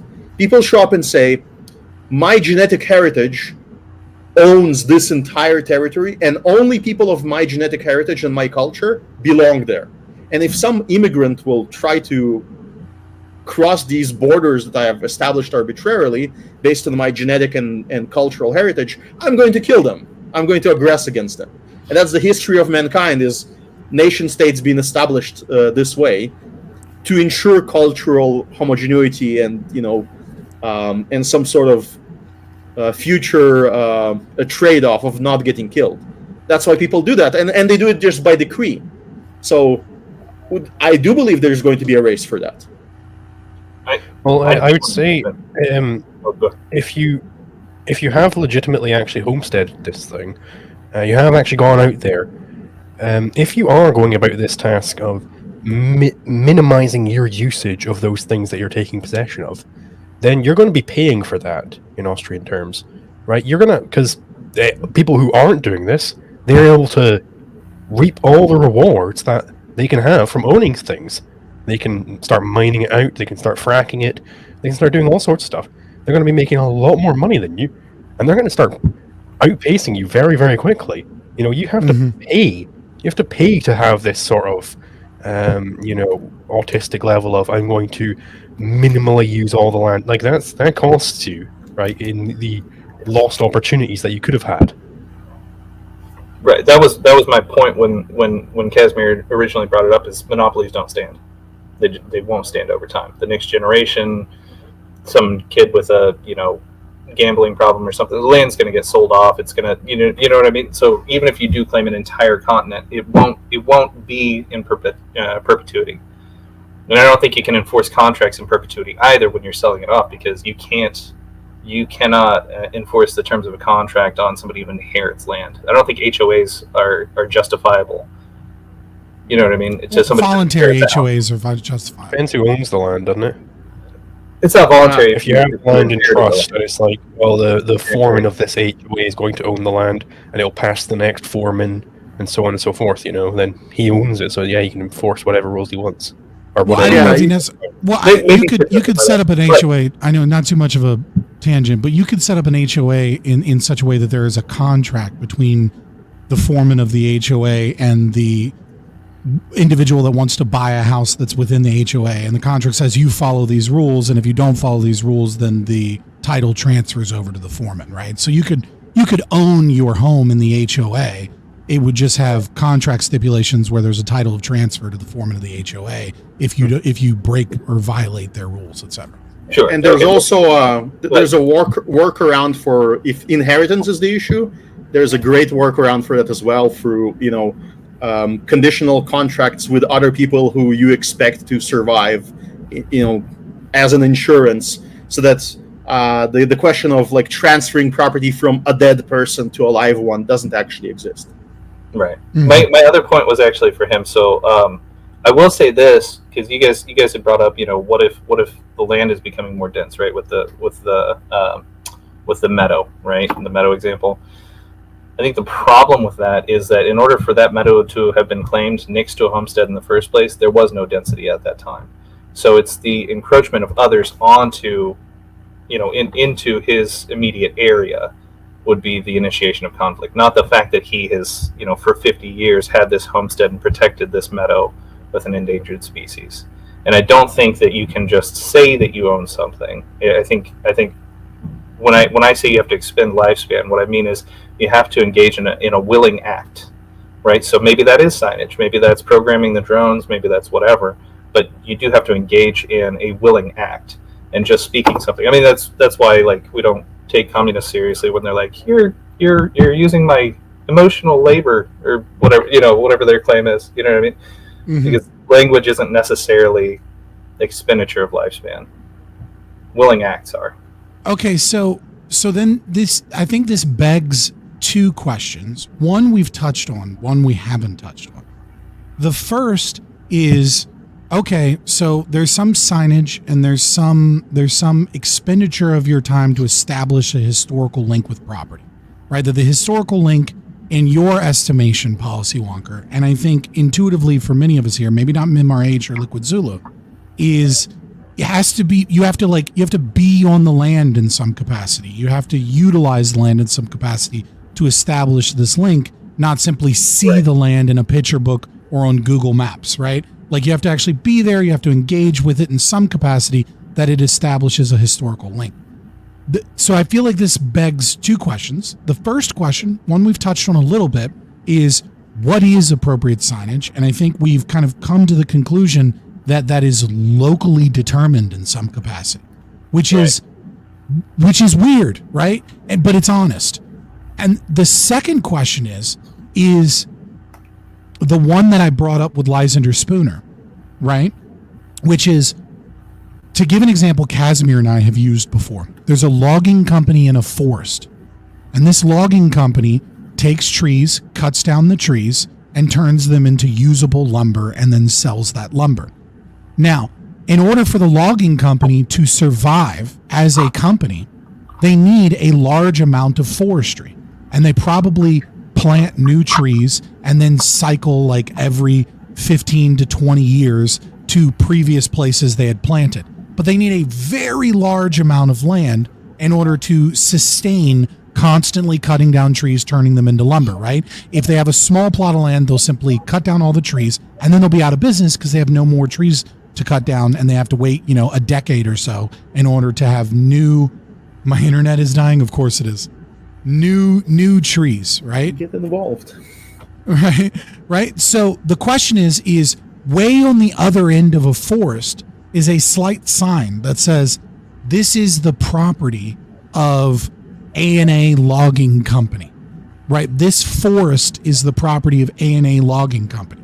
Now, there's no historical link in terms of the logging company doing anything other than putting the sign there. They've done nothing but put a sign that says the whole fucking forest is theirs, right? Which is, to many of us, sounds absurd, right? Like, how is it that the logging company can claim an entire forest? And yet, they went out, they established the claim, they said it is theirs, and they're in another section of the forest, cutting down trees with every intention of moving their way over to that forest in 10 years to cut down that section whilst planting as they go along in a cyclical pattern that allows their business to be stable and productive. And if we get rid of their private property right to the other section of the forest that has not been utilized in any way, shape, or form, we actually destroy their business model and their ability to plan in the future to be able to be a sustainable logging company. Like, they can't make any investments to the future. They have to abandon the logging company for another business the moment they've built up enough money to move elsewhere. So, like, how do we deal with that problem? And what is considered abandonment? Because I would say that's a clear-cut case of non-abandonment, and yet they've done nothing but put up a little no trespassing sign. I think that the answer could be tough luck, get a better business model, which is a classical Kinsella answer. And the business model is you need to acquire large amounts of land, start planting the forest, and cyclically cut it down on territory that you've somehow claimed before using the flag planting robots. And the way we deal with you can actually claim the existing forest, let's say, but you can't protect it against a homesteader. You just can't. So as homesteaders will desire to move in and grab parts of your forest, you will have no arguments against them. And if you're lucky, then your business model includes using the profits to buy land and plant trees that will be guaranteed your own forever. Right. MRH, you got an idea for this problem? Well, my internet cut out like right in the middle of your explanation, so I'm wondering. So, I just want clarification. Okay. TLDR, A&A Logging Company claims that they own an entire forest, right? Right. All they've done is put a little no trespassing sign at multiple entryways, right? Mm-hmm. Actually, I'll let LiquidZulu get on this since I'm re-explaining. I'll let LiquidZulu get on this. So A&A Logging Company owns an entire forest, massive amount of forest. Now, the way that they presumably established property is they said, no one's using this forest, I want to use this forest. And all they did is put up signage around the borders of the forest. Now, the reason they claim the entire forest is a really good reason, which is that in order for the logging company to be sustainable, it takes 20 years for a section of forest that they cut down to regrow after they plant it. So they need a giant forest to move in a circle so that they can sustain this logging company and constantly cut down trees, turn them into lumber, and then sell them to companies. And yet, if I were to go on the other end of the forest, what I would see is a no trespassing sign on a completely unused forest miles away from any base camp of A&A Logging Company. And so my question is this valid, justifiable property? I think it is intuitively, but I want to pull apart the example, because how is that intrinsically different than the person that puts down flags throughout the whole new continent and says it's mine, I plan on using it? So I think the way to no, bitch. MRH was going to answer this. Oh, I get the answer. Okay, sweet. I thought you wanted my answer. Yeah, I thought you did too. No, both. You happen to come back. Yeah. So, well, I think there's two different questions being asked here. Because first of all, when you're talking about the forest as it is unowned in the first place, if I go and just plant like a sign like outside that forest and say this whole thing's mine, that I'd say is not a legitimate claim to the whole forest. Mm-hmm. You have to actually cut the trees down first, and then by replanting them, then you're establishing that you have an objective link to it. But that's totally different. If those trees regrow, then they're yours because you were the one who planted them, right? What about the trees? What if it takes 20 years to get to that portion of the forest, but your business model doesn't make sense, but it's all unused property? No. It's not unused because you planted the trees, right? No. I mean, before your initial 20-year cycle. cycle. Okay. Yeah, I say what Casimir You come in and you're cutting down trees in this forest, but you recognize that you need this whole forest that is currently unused in order for your business model to be sustainable. In order to plan for the future, you need that amount of property. Like, obviously, as you cut down trees and replant them, that shit's yours. I'm talking about the unused common property that you want to use for your logging company, that is all a part of your plan for your logging company to even be successful. Yeah, no. So I say what Casimir said. I say tough luck, basically. Like, if that were valid, we could do the same thing with like the ocean. Like, say I wanted to drain the oceans and make that into drinkable water. If I put like a sign down on the coast and say the entire ocean is mine, because in the future I plan on using the whole ocean. It's like, obviously, just intuitively, that sounds like nonsense. It's the same thing with the forest, right? You're not really establishing an objective link to it because you haven't used it. When you do and replant it, then you have established it. Does that make sense? So let me strengthen the argument then. What if I put a fence around that portion of the forest and say this is the forest I intend to use for logging, and I'm currently logging in one section of the forest? That becomes harder. The question then is, like, if somebody were to are you forestalling the middle of it, or have you claimed have you been using the middle of it, or are you like? Zulu's thing is like this was Nye's thing too. You put a fence around something and then you claim everything within inside of it. I don't know. That's tough. Right, this is like a classic bordering example, right? Like you build a fence around it, say what's in the fence is mine. Right. This is a classic embordering. Like, and I have an answer to this. Steel man embordering. One moment. Right? I have this magical fence. I'm going to show it to you. I try to make it a bit cleaner for the stream. This is my magical fence. Your green screen is kind of okay. Yeah. Yes. There you go. My magical fence. When I plant it, anything inside of it is not mine, but everything outside of it is mine. It's a magical fence. I can make like this tiny fence, and everything outside of it will be communicated as mine, but everything inside is going to be excluded, and you can go claim it.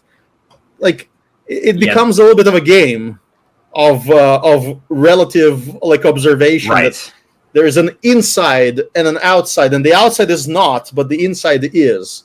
Nye talks about this like if you put a fence around the equator, you're asking like the same thing. Almost. I want to justify how you figure out which side of the fence is yours and whether any side is belonging to yours.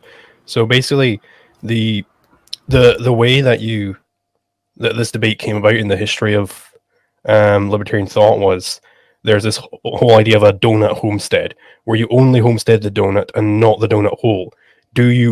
Is that legitimate?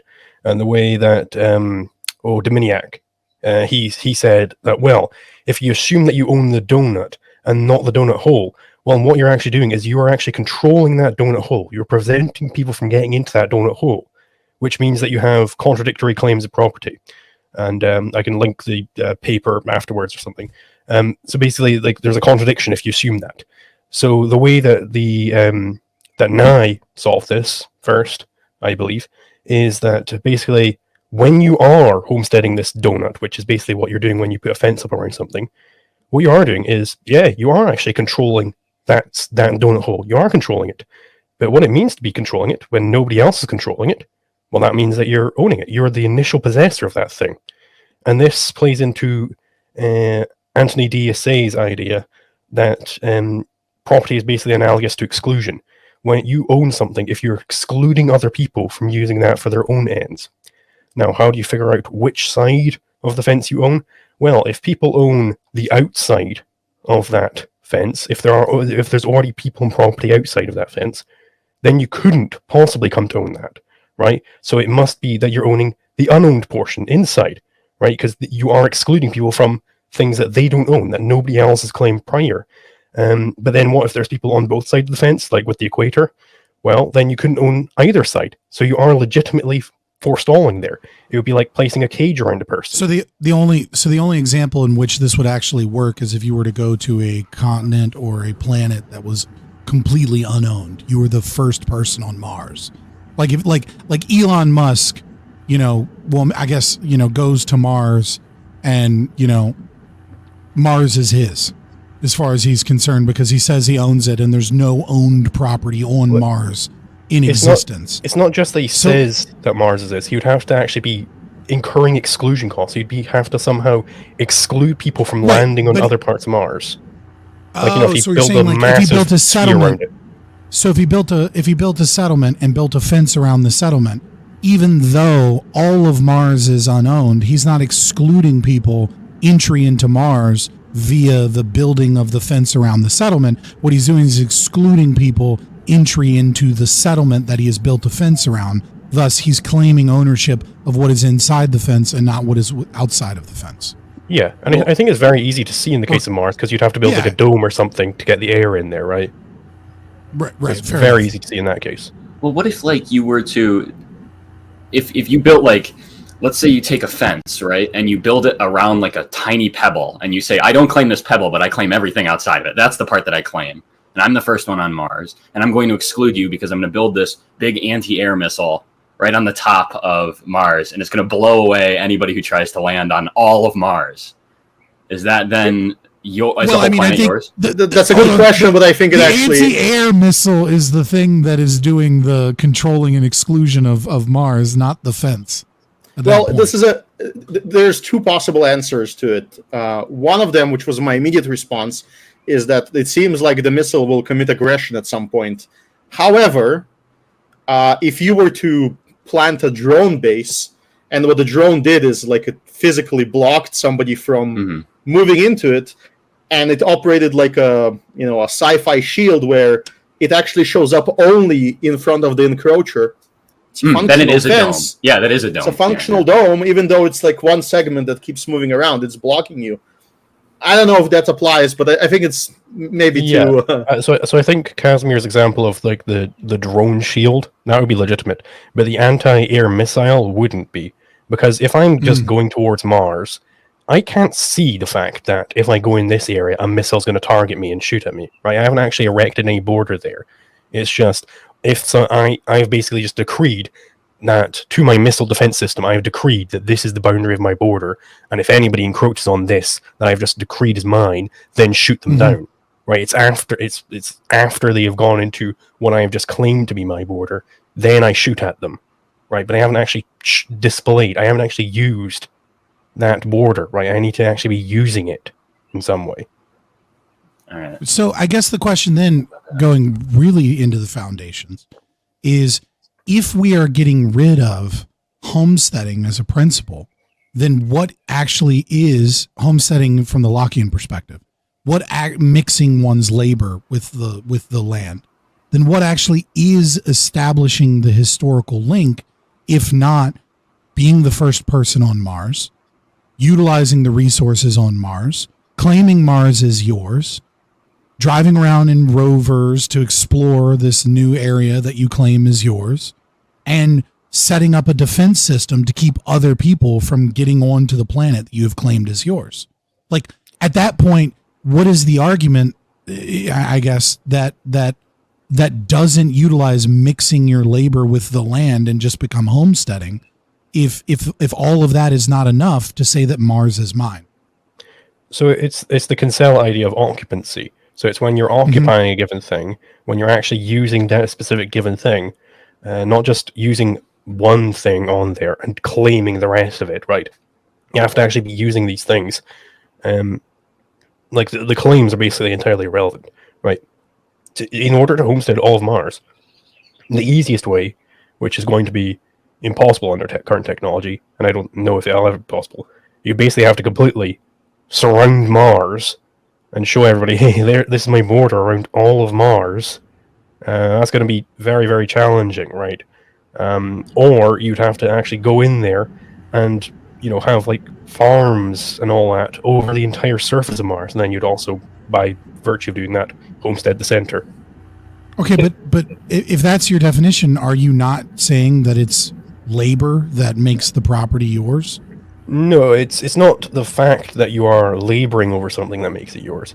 It's the fact that you are possessing that thing such that other people can't do so anymore, such that you're the first comer to this particular item in question, and other people would be latecomers. And Kinsella goes over this in his article, Thoughts on Homesteading in the Latecomer, or whatever. It's a very long title. Latecomer ethic. Literally, you were one. But how are you not the latecomer? No. It's like 12 words long. Like he has like or all this other stuff. You know, it's like I'm not trying to. I mean, I am playing devil's advocate here a little bit, but nevertheless, how are you not the latecomer if you try and land on the other side of Mars? If someone else got there first, claimed Mars was theirs, has been utilizing like. If one side of Mars isn't counted in some capacity, right, then how is 10 feet away from the settlement of which you've never driven an RV over not claimed, right? Like, well, I don't think it would be claimed. No, if it wouldn't you be. drive an RV 10 feet within your settlement without having any conflict with you, then yeah, you don't own that. So I don't think you own these things which are close to where your border is, but you haven't actually used them at all. I think you only own those things that you have actually gone ahead and used, that you have actually gone ahead and possessed them. Right. But the problem arises, right? The problem arises is now you need a fence. Without a fence, any land you've accidentally not touched or used within your little settlement is common property that can be utilized by anybody. Well, suck it up. Like, let me draw you. This is your settlement, right? So here's your settlement, right? And you've got buildings and all kinds of things, right? And you've got a gate, right? You've got all this stuff. Let's assume that the gate itself, I'm just imagining. This is just the area in which the settlement sets. You haven't actually built a border of any capacity. And for whatever reason, this portion of the settlement, right? No one's actually ever set foot on. For whatever reason, there's a rock there. No childish person has climbed said rock. No one has utilized the rock. There's no valuable resources on the rock. So, like, can I then, the whole planet of Mars is available to me, but can I then come in with a fucking spaceship and a crane and pick up that rock and then build a house there? And they go, hey, we don't know you. We don't like you. And like I just respond with Chinese, of which nobody speaks, and and just AK, like guns pointed, just going like fuck away from my property, despite the fact that you're in the middle of a settlement, right? You see what I'm saying? Like there's a weird thing here where like there obviously is a section of unused land, a section of land that you actually haven't utilized that's kind of within this scope of the area that you view or have established a link with that is yours. Well, I don't see this being any different than having a fence, because if you have this where, you know, you've like put turf down or whatever around this area, you know, you are, per the forestalling discussion, you are actually using that donut hole, right? The question is, do you homestead something by controlling it, or is there something else involved in homesteading, right? How do we resolve this contradiction of the donut homesteads? And the way the bordering people resolve it is by saying, well, you have enclosed this thing, you have kind of excluded any sort of natural people coming over, and they'd have to hop your fence to get in there, right? You have incurred exclusion costs for this stone in the middle of your settlement, right? Basically, what he's telling you is that the lander, as he's landing, if he notices a donut, then he won't be able to land. He'll say, well, because I understand the objective theory of property, I can't land there. Right. So, agreed. I'm with you. Again, devil's advocate here, because there's a bunch of smart people here. So, you have 3 lines here. None of these are an actual physical fence, because you're the first people on Mars, and there's no wolves or bears on Mars. There's no need to build a fence on Mars, at least as of yet, right? So the first line around the settlement, right, is where buildings exist. The second line is where common foot traffic occurs around the settlement. And the third line is where people are constantly driving their RVs around and their little, their Land Rovers and exploring, right? So which of these is actually, like, is there a weaker claim, or does it matter at all, the claim? Is everything within the third line theirs simply because they went there and they're exploring it? Where is the private property and where is the common property that's just being utilized? I'm curious. So the private property would be the first line. It's where there are actual buildings there. Not just walking somewhere. It doesn't mean that you've actually gone ahead and, shown to people that you are in continued use of this item in question, which would be the case for these just rovers going around.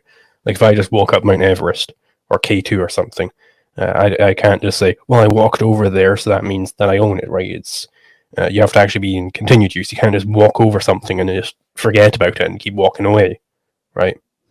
Right. Yeah, again, I'm just playing devil's advocate because I think the problem occurs is that there is some conception that the land is kind of yours. And that's what, and so the entire thing is, and it goes back all the way back to PolicyWonker's example of the unused meadow that I'm preserving to save the endangered bee species or whatever, right? Is that it's not my homestead. And so the question is it really my property? But it's fit to my purpose. I claim it. I plan on using it, right? So well, the plan there is the key word. It's the fact that you're planning to use it doesn't mean that you actually are using it yet. You would have to build a border about it. You would have to warn others that I made a fence, and now because the fence has the bubble paradox, and you can't have a bubble, therefore what's inside is inside. And we're it really comes down to the donut hole. Set aside the fact that it should be said bubble, not donut, but let's set that aside and we live still in a 2D place. But the same argument probably applies to, we will have to eventually go into the 3D with this argument. And I think the way we do right now is just technologically limited. But I wonder if we can apply this to some historical narrative to try and resolve it, if you want to step aside from just these Mars hypotheticals. One thing that I'm interested in is in human history, there's very often nomadic societies, the Khoisan people groups in South Africa.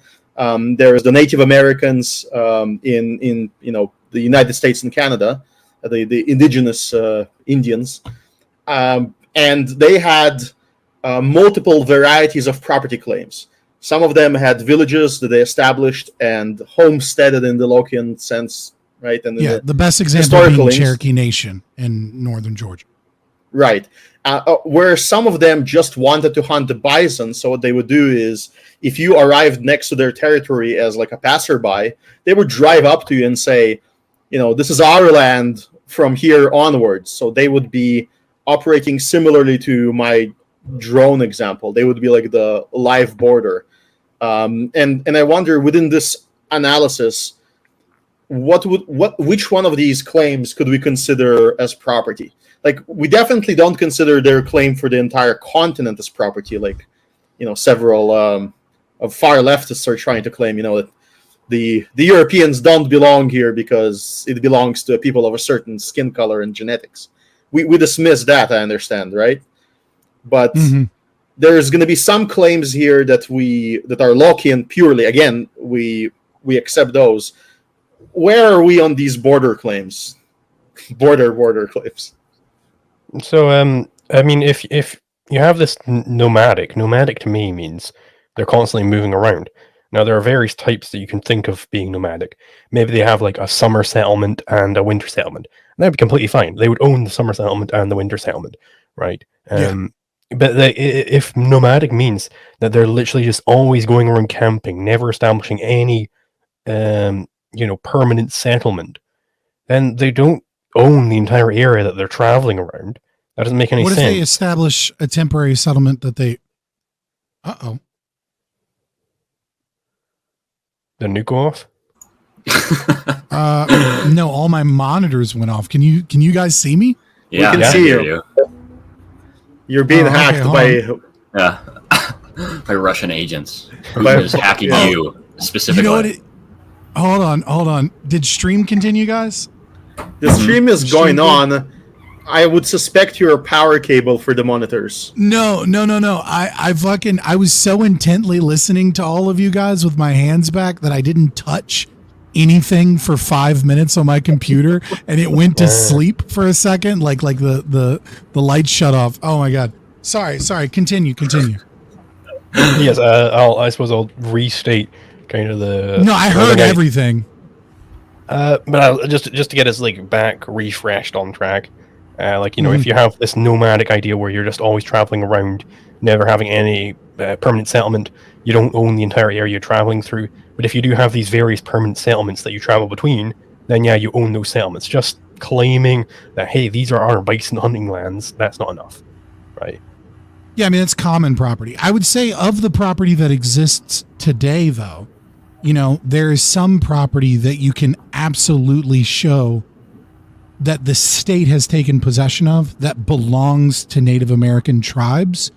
And Certainly, how do we figure out who is the actual sole private property on that? So certain monolithic statues or burial sites, for example, are, I would say, like, there's obviously a historical link because their ancestors built something for whatever religious purpose or, astrology purpose, or, maybe you guys are, really into Graham Hancock and they built it to warn us about the the toroidal astral stream, just saying, but for whatever reason, they built it for a purpose and it was their people. And I would say the same thing about land that no longer, the homesteaded property, at least the buildings no longer exist, which is the Cherokee Nation, right?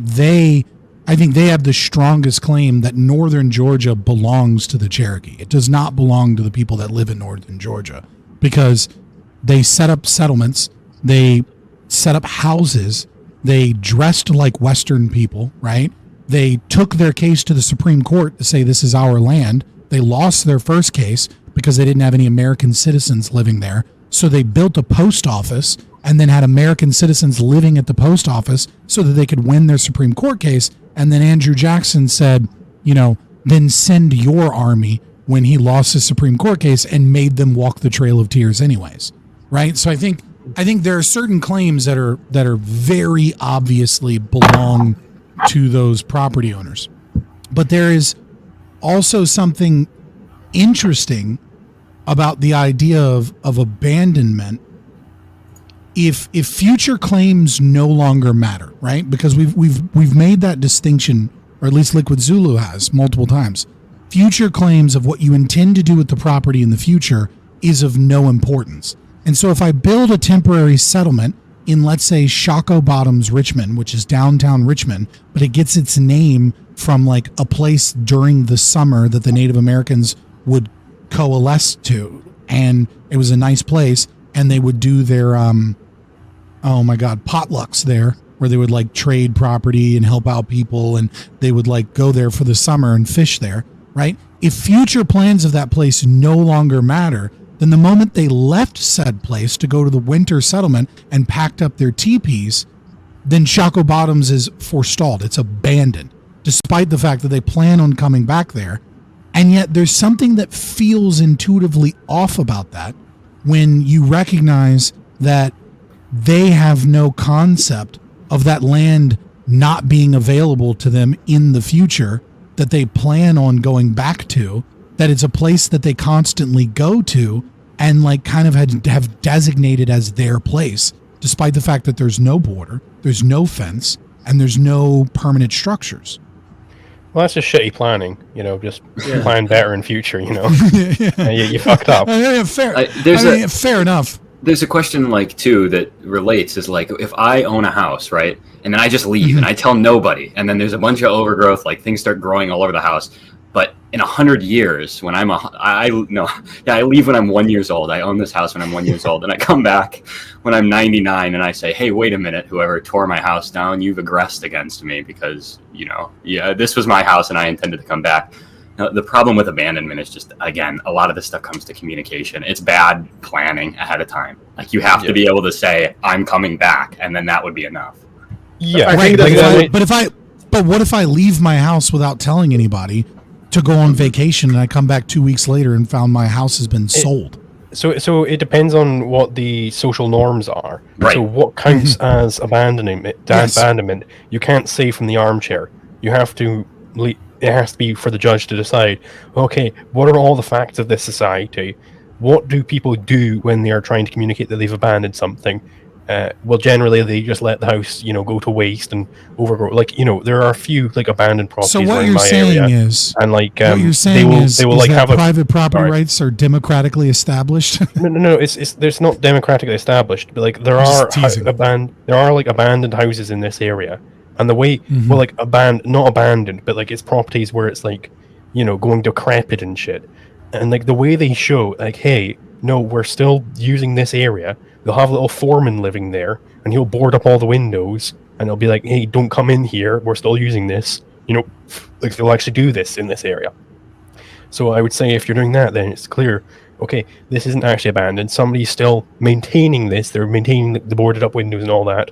Like, if some kids come along and smash a window, they will repair it and stuff like that. But it's just like, it's in a state of disrepair, but it's not abandoned. Whereas if I have some like medieval castle, which I just, maybe I'm Methuselah and I can live for 1,000 years, and I just let it go to rot for 1,000 years, and I never do anything with that castle, I think it's generally understood that this is a ruins now.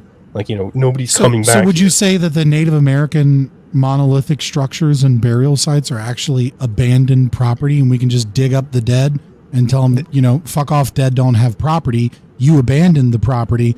There's no reason for me to preserve an Indian burial site because I want a factory here. Fuck off. These are just bones. That's potentially the case, yes. But it would depend. So I'm not particularly familiar with all of these things. But what I do know is that it would have to be some specific claim on some specific property. It's not this group of people generally own this type of property, so we gotta not do anything with it. It's gonna be, hey, I'm my name's John. I'm a Native American of descendants from Native Americans. That's my grandmother. Yeah, and this is actually like I can show the titles passing through generations. I own this particular part of Georgia, which is now being, the Georgia House of Representatives is now slammed on top of. I own this actual particular thing. So you need to have particular conflicts, not non-specific conflicts between just groups of people. That doesn't make any. You can't resolve those. I think the way that you conceptualize it is a good way to deal with conflict resolution, but I don't think an amount of time changes whether you have property rights or not. It doesn't change whether or not you expended some portion of your lifespan in return for that property. So that property still inherently is yours. It's like the logging company thing, right? If they're not getting to this particular wedge of, like, let's say it's a circle or whatever, they're not getting to this particular wedge for 50 years. And somebody moves in there, nobody's gone out there to check the sign blew down a long time ago. So this family moved in, they started homesteading a part of the forest. You do have conflicting property rights, and both have property rights to that property. But this goes to how do you determine restitution and who is going to retain that property at the conclusion of this trial. I don't think it changes whether they have the rights or not. It just changes how you determine restitution for those rights. There might be a thing there where you said the sign blew off. If the sign blew off, that's a big problem for the property owner of that bubble. If the border became so vague in communication, that means that the border was not maintained, and that would be like a prime case of abandonment. And so you would have to show, the property owner would have to show that, no, I maintained, here's documentation of how I maintained the fence, but these guys just actually tore down the fence because I check it, let's say, every month with a drive-through, and I check that there's, that any normal person that will approach this will at least see one sign per certain reasonable amount of, space where they're legible. That's the spacing that I'll require, so that at any given approach, I'll have at least one legible sign in front of me saying that. And if they don't maintain that, and no other means is maintained, then yes, that would be actually the classical means of example of abandonment. But you're right, there could be something very, very much borderline, and then it would be up to the arbiter, but it would be partial, potentially. There could be a natural mishap that demolishes part of a fence. See, this is why I think Lysander Spooner was really early. That's why I read that quote from Lysander Spooner, despite its flaws in its connection to labor theory of value, right? is that I think Lysander Spooner was touching upon this just a little bit, which is that there is the property is still private property so long as it is still subject or fit for the intended purposes of the private property owner, right? Once you simply leaving the property doesn't change the property's nature in such a way that it's fit for purpose. But when the property owner leaves, doesn't maintain the property, and then other people start utilizing that property and changing the property in such a way that it's no longer fit for the same original design, and then he comes back 10 years later and someone's built a house on property that he didn't like exclude them from or anything, then he's abandoned that property because the property was no longer fit for his intended use because he didn't exclude them from the property in any meaningful way. He didn't communicate that they ought not use that property in any meaningful way. And so it essentially becomes abandonment by nature of the fact that the property is changed. So like if he came back 10 years later with no sign, no postage, right? And no one had done anything to it and it was in the same fashion that it was, then just put the sign back up. Everything's good. It's still your property. I think there's also like a way to go about abandonment where like what we're sort of bouncing around here is Bless you. in this in this conversation, we're basically positing, okay, this person has an objective link to something and we know they have an objective link to something. But the whole problem with abandonment and reality itself is that we don't know if they have an objective link to it, right? So like with what I'm trying to go for here is say I have a house and I want to see this house get rotted, right? I want the house, or I have a piece of fruit and I put it on the ground and I say, I want this piece of fruit to rot, right? But I don't put anything up and then I leave and then I come back, weeks later and I'm expecting the fruit to still be there and I want to see, has it rotted? It was a science experiment. But the idea here is that you do still own that property for that whole length of time. But the problem is nobody else can tell that you own the property in practical reality. So what we have to do in reality is guess as to whether or not you actually meant to abandon it. So what we're dealing with in reality is sort of practical claims, even though there is an objective one. So like I have to be able to tell whether you're lying. The same is true with murder. The same is true with murder, yep. Right? Like if someone was suicidal and wanted to be murdered, it was their deepest desire that they be killed, right? Mm-hmm. I go into a bad neighborhood with $20 in my back pocket, right? And I'm just hoping someone will murder me because I don't have the balls to off myself, right? And then someone comes out and goes, I'm gonna mug and kill this guy, right? And then he's dead and the $20 is taken. We deal with the practical reality that the person that killed the other person is a murderer. Right?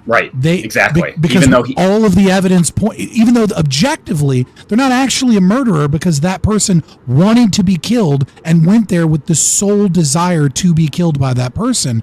As the observer, we cannot live in a society practically where we just assume that no one is a murderer despite all evidence pointing to them being a murderer because we don't actually have proof of the victim's state of mind at the time the murder occurred.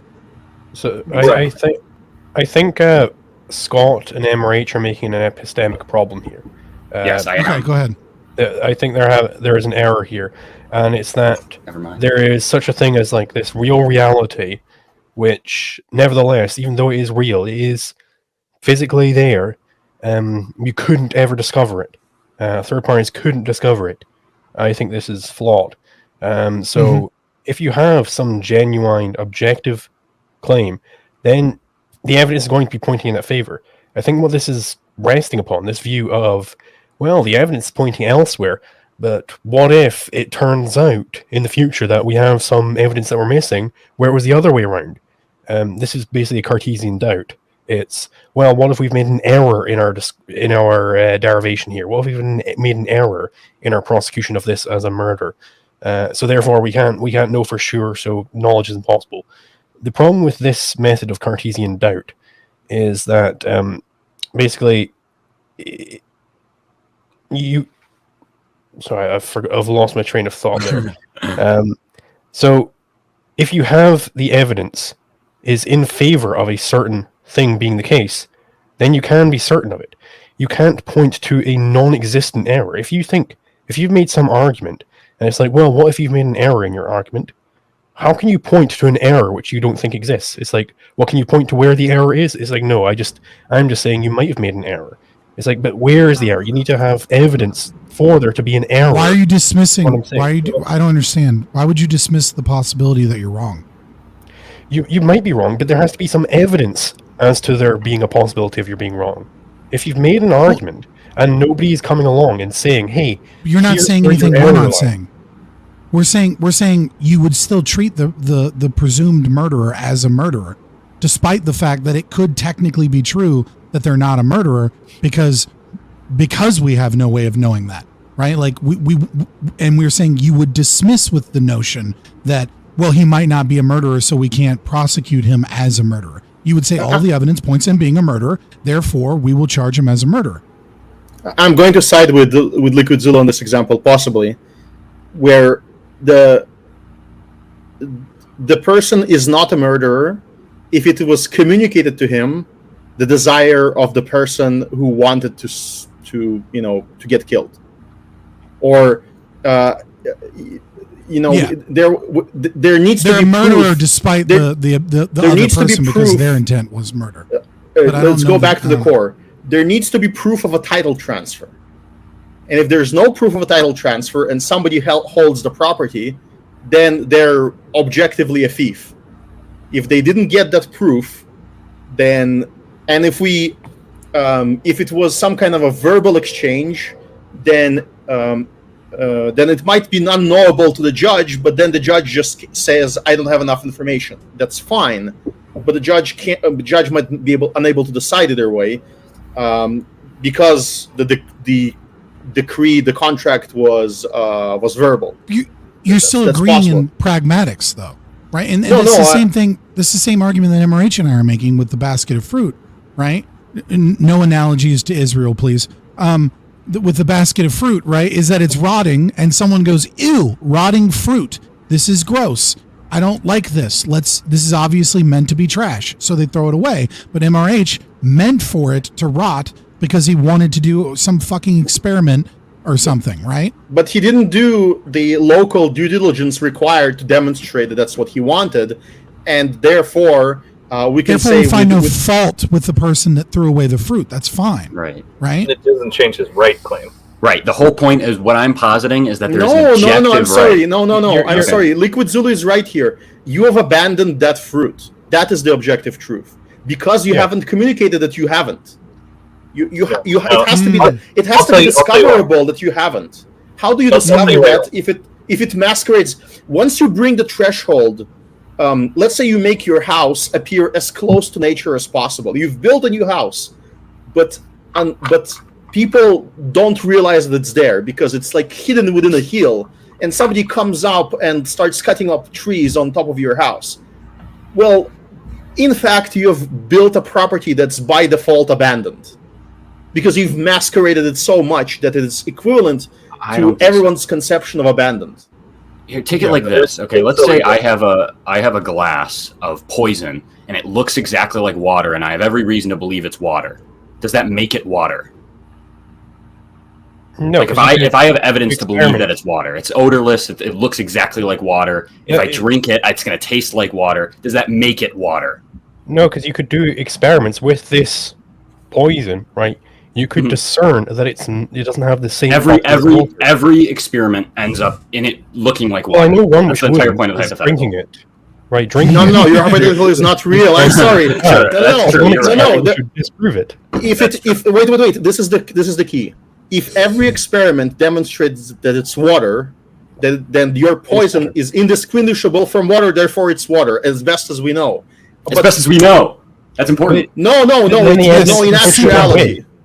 So it's an epistemic problem. It's not that there is some real reality beyond this, which we could never obtain by just rationally determining what the properties of this thing are, and we would need to have some sort of mystic insight as to what the true nature of this thing is. If all the evidence is pointing towards this thing being water, then it's fucking water, right? You can't just say, well, there might be some evidence in the future which disproves this. Okay, well, that's kind of irrelevant. Well, then you were I objectively don't know why wrong. that's real relevant. Yeah. Well, Then I would have understanding proven it. your entire philosophy wrong. All Right? the Like, evidence is if in you're favor. saying it is water just because all the evidence is in favor that it's water, but Yes, we are if the saying evidence is we in favor know that it's for a water, then it's fact. water. How do you No, know? it's not. It's it means poison. that there is some experiment we haven't committed. It Right. means that we have failed to perform some experiment that could have discovered it, and it's our failure, meaning we didn't actually have. It's like the problem. There's a lot of problems like this where, out there in the distance, there's something that presents itself as fire, and you look at it and you say, you conclude, oh, therefore it's fire. But the only way for you to find out was to actually walk over there. And the error might be that you haven't done so. You haven't walked over there, and so you have an inability to find out the truth. That doesn't mean that the truth doesn't exist, and it doesn't mean that the truth changed by you moving there. Right. It That's it what just we're means that saying. you haven't done enough to discover the truth. Yes, that's you're that's- saying, but you have to say it slightly differently. You have to say it that. No. Okay, yes. I'm confused where the disagreement is at this point now, because So- it sounds like we're all saying the same thing. So the disagreement is that myself and Casimir, I believe, are saying that if you have the evidence is pointing in some single direction, it's pointing to this thing being water, then the correct conclusion, based on the evidence you have, is that this thing is water. It's not that there is some mystic insight you can gain into determining that this isn't actually water, even though all the evidence is pointing in that way. And if literally every experiment you could ever perform on this thing turned out that it was indistinguishable from water, No, then the correct conclusion I is that found it the is problem. indeed water. I found the problem. You're saying every experiment, when we say all of the evidence is pointing towards water, you're including all future evidence and about I'm not the doing that. nature of it. You just did. Oh, wait, Maybe you if you're did on not doing that. accident. Well, if you're not, I think I Right. also confused this because What I we're said saying- that to begin What with. we're saying is all of the current available evidence points towards it being something. And we're saying that there is potential other evidence, right, that could be gathered, may be gathered in the future, that would actually point towards it not being that thing. But we work off of available evidence, and we assume that something is something based off of available evidence. And that's the distinction we're talking about within private property. My disagreement Wait, there is wait, it's not, if you- it's not an But I assumption. think Casimir made a point that like makes all of this moot, which is that if it's not communicated and all of the available evidence points towards it being A, right? Just because it's objectively B, it actually stops being objectively B because you're not communicating it as private property. Thus, people throw away the fruit. Go ahead, PolicyWonker. Maybe you can solve this. No, 'cause you don't have to maintain signage. You don't have to do any of that. And the reason you don't have to do any of that, and it's still objectively that property, is that you have obtained that property through 100% moral means or whatever, through labor or whatever. And if you force some requirements on that right, like signage or like consistent use or anything like that, essentially what ends up happening at the end of that road is you end up making a Marxian distinction between private and personal property. And you're essentially saying if you're not using it, if you're not maintaining it, if you're not actively active It's enough actually with your mutual. property, It's not. you no longer have a right to it. And that to me, that's violating the natural rights of man. That's a So you're mutual saying it's point, impossible- Just to be clear, they're saying that absentees don't have ownership over the thing. Just to Right, be clear, but that's what you'll end up with. Right. And I agree to that to a certain degree, but also I think the question, Casimir, Well, that's where that really the leads. question. I have to sign my disagreement because it was signed as if I agree to this. I don't. No, you're turning. Don't turn this into a debate panel. All right, it's a discussion panel. We don't need visual cues that you're angry. All right. So the other question is can you ever non-voluntarily abandon property? Is it possible through your own actions to abandon property, even though your intent wasn't actively, right? By your own, because through theory of human action, right? Like a non-action is still an action, right? But what I mean to say, and so you technically voluntarily abandon property by doing nothing and not going to it. But the question then becomes, Is it possible to abandon property? Like if you're falsely accused of I don't murder. like this because we have several hypotheticals that are very important, and we're arguing over them, and I don't want to move away from it yet because that'll muddle everything. I'm sorry. There is a possible answer here. Okay. So there is the suicidal person that went to a dangerous area, got mugged and killed, and we're the judge. Now, for the mugger to not be a murderer, he would have to present some acceptable in that location mode of communication that a title to another life was transferred to him somehow. If that's even legal to do, but let's say it is. Just maybe it's not a death. Let's make it simple. He took possession of another person's laptop, and then he gets caught with that laptop. And the person that he took possession of the laptop from, let's say, died in that duration. And we're the judge, and we try to determine, is the laptop stolen or not? And we can't ask the victim because the alleged victim is dead, and now there's a guardian representing that victim. Well, even if the victim was alive, the victim might lie. The problem is, forget about the victim. Let's say it doesn't exist, the easiest hypothetical.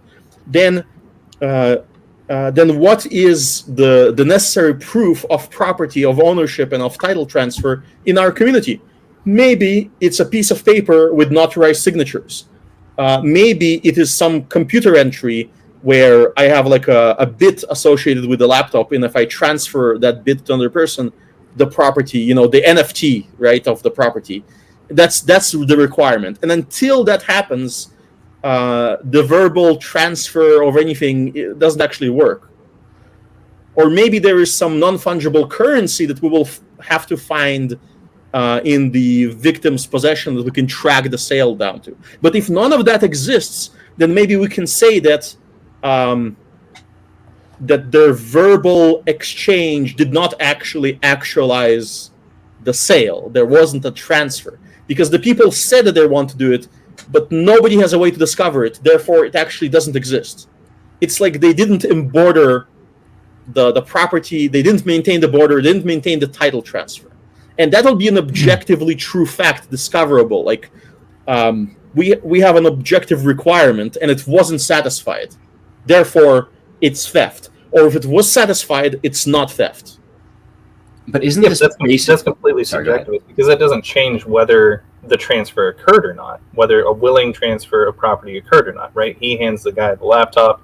That doesn't change just because you can't prove that he purchased the laptop or that the guy agreed to give him the laptop. It doesn't change whether that's what happened or not. That's just what you can prove in court. Right. That has no bearing on whether a right exists or not, right? The only thing that it has to do with is how you handle restitution after the fact. That's it. But think about what you're doing when you're transferring property in such a manner that nobody else in the future can discover. If you find out a way to transfer property to another person, to transfer titles in such a way that's not discoverable by others, meaning like you burn all the evidence, how are they supposed to adjudicate that? You're yourself to false accusation. That's stupid. Right, but you shouldn't do that. But again, we're dealing with the pragmatics. You're dealing with the pragmatics, and then you're saying the pragmatics overlap reality, right? No, it's not pragmatics. It's lack of communication is reality. Let me finish my point. My point is that if I engage in a voluntary transaction with another person, right, and then for whatever reason I'm gone from this planet, right?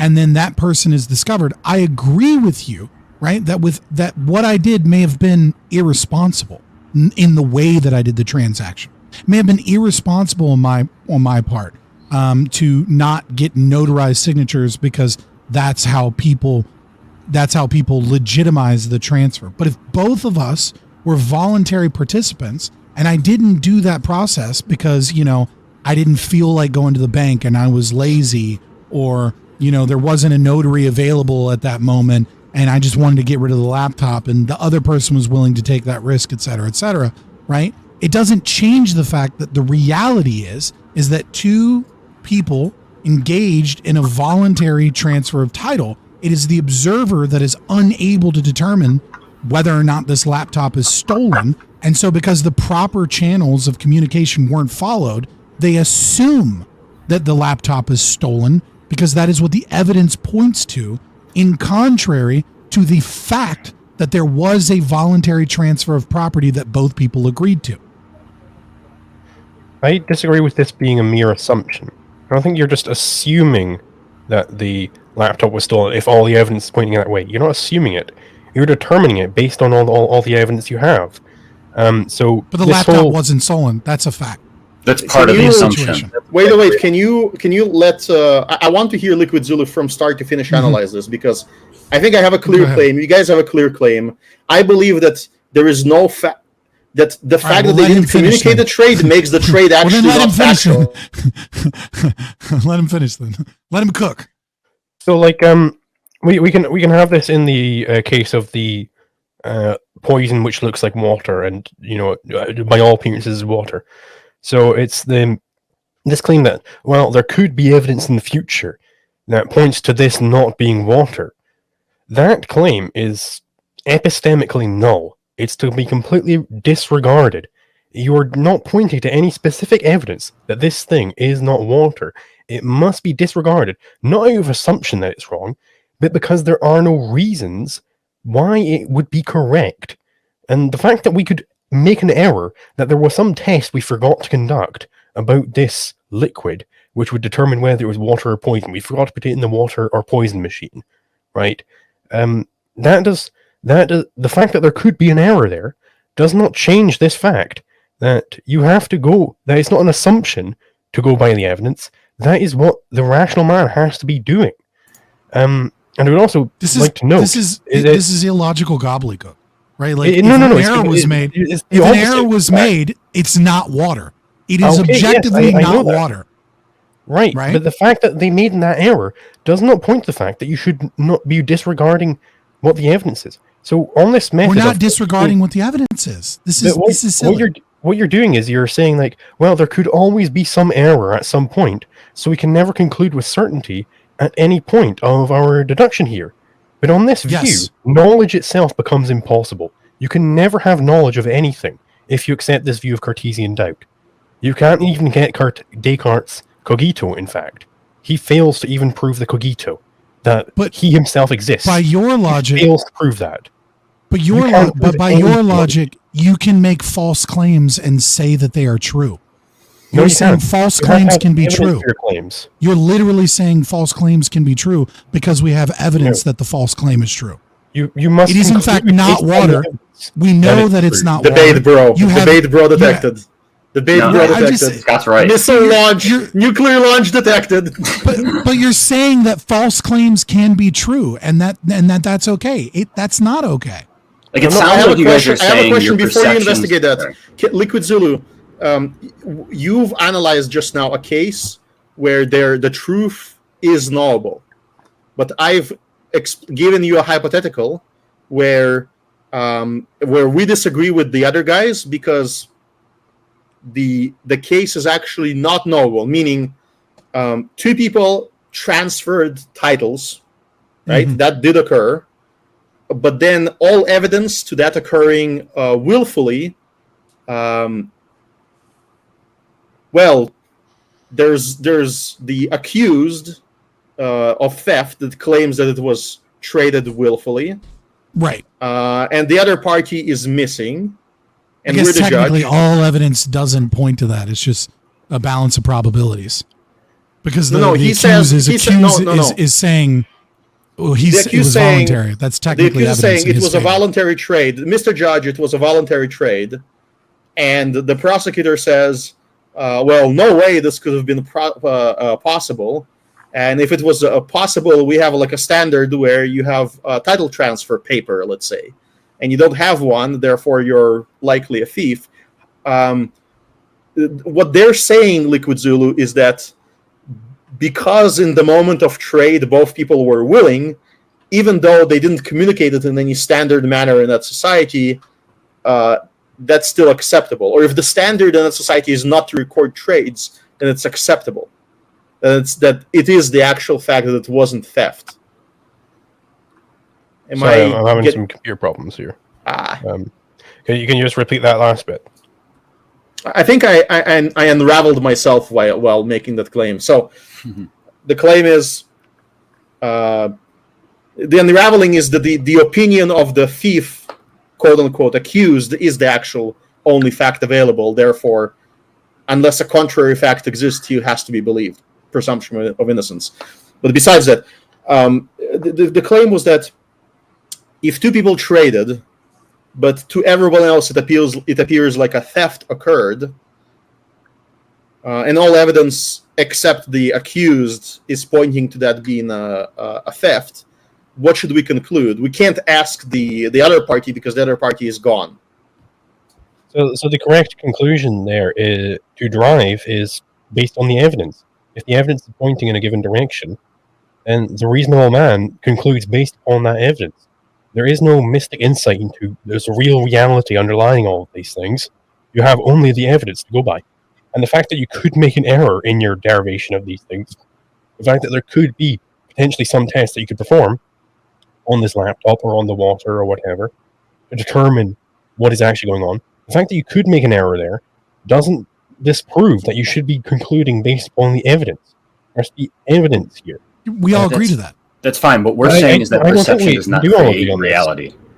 But it seems to me like there was this whole Cartesian doubt going on where it's like, well, we can never have certainty at any stage because we could have always made an error. That's flawed. Yes. On this view, knowledge is impossible. That's true. But on that view, knowledge becomes impossible. No. Let's say listen. Yeah, but you're saying you're saying that false things can be true because we lack evidence. I'm not. You are absolutely saying that, and I'll give you an example with the laptop, right? We all say all of the evidence points to the fact that this laptop was stolen and this guy is presumed dead, right? Except he's not actually dead. He's only presumed dead because he went out on his sailboat and never came back. But he makes it back. He finally makes it back to shore, and they go, holy shit, we thought you were dead. We concluded all your records that you were dead. You're back. Like, let's go on. Oh, by the way, there's this guy sitting in jail because he stole your laptop. And then he goes, what? Wow, we didn't fill out the paperwork correctly, but like, no, I totally gave that guy my laptop. I just didn't feel like doing the paperwork.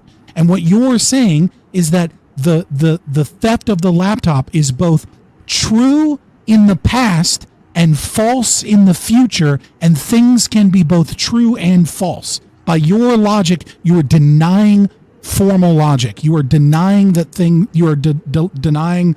Oh God, what is the law of contradiction? I'm not saying that. By saying that it must be true that the laptop is stolen because the evidence points in that direction. I'm saying in this case, though the prosecution, they made an error.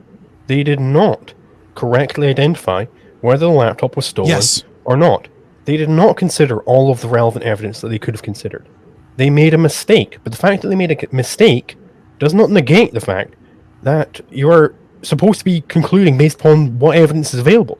The fact that men can make errors, we agree to that, doesn't disprove this. We're in full agreement. But I think the disagreement here is whether or not this leads to a method of Cartesian doubt. Whether, well, we have all these steps in our derivation, but we might have made an error at some point. We have no evidence of any errors occurring, but we might have made some error. We have no specific knowledge of any errors, but we might have made some error.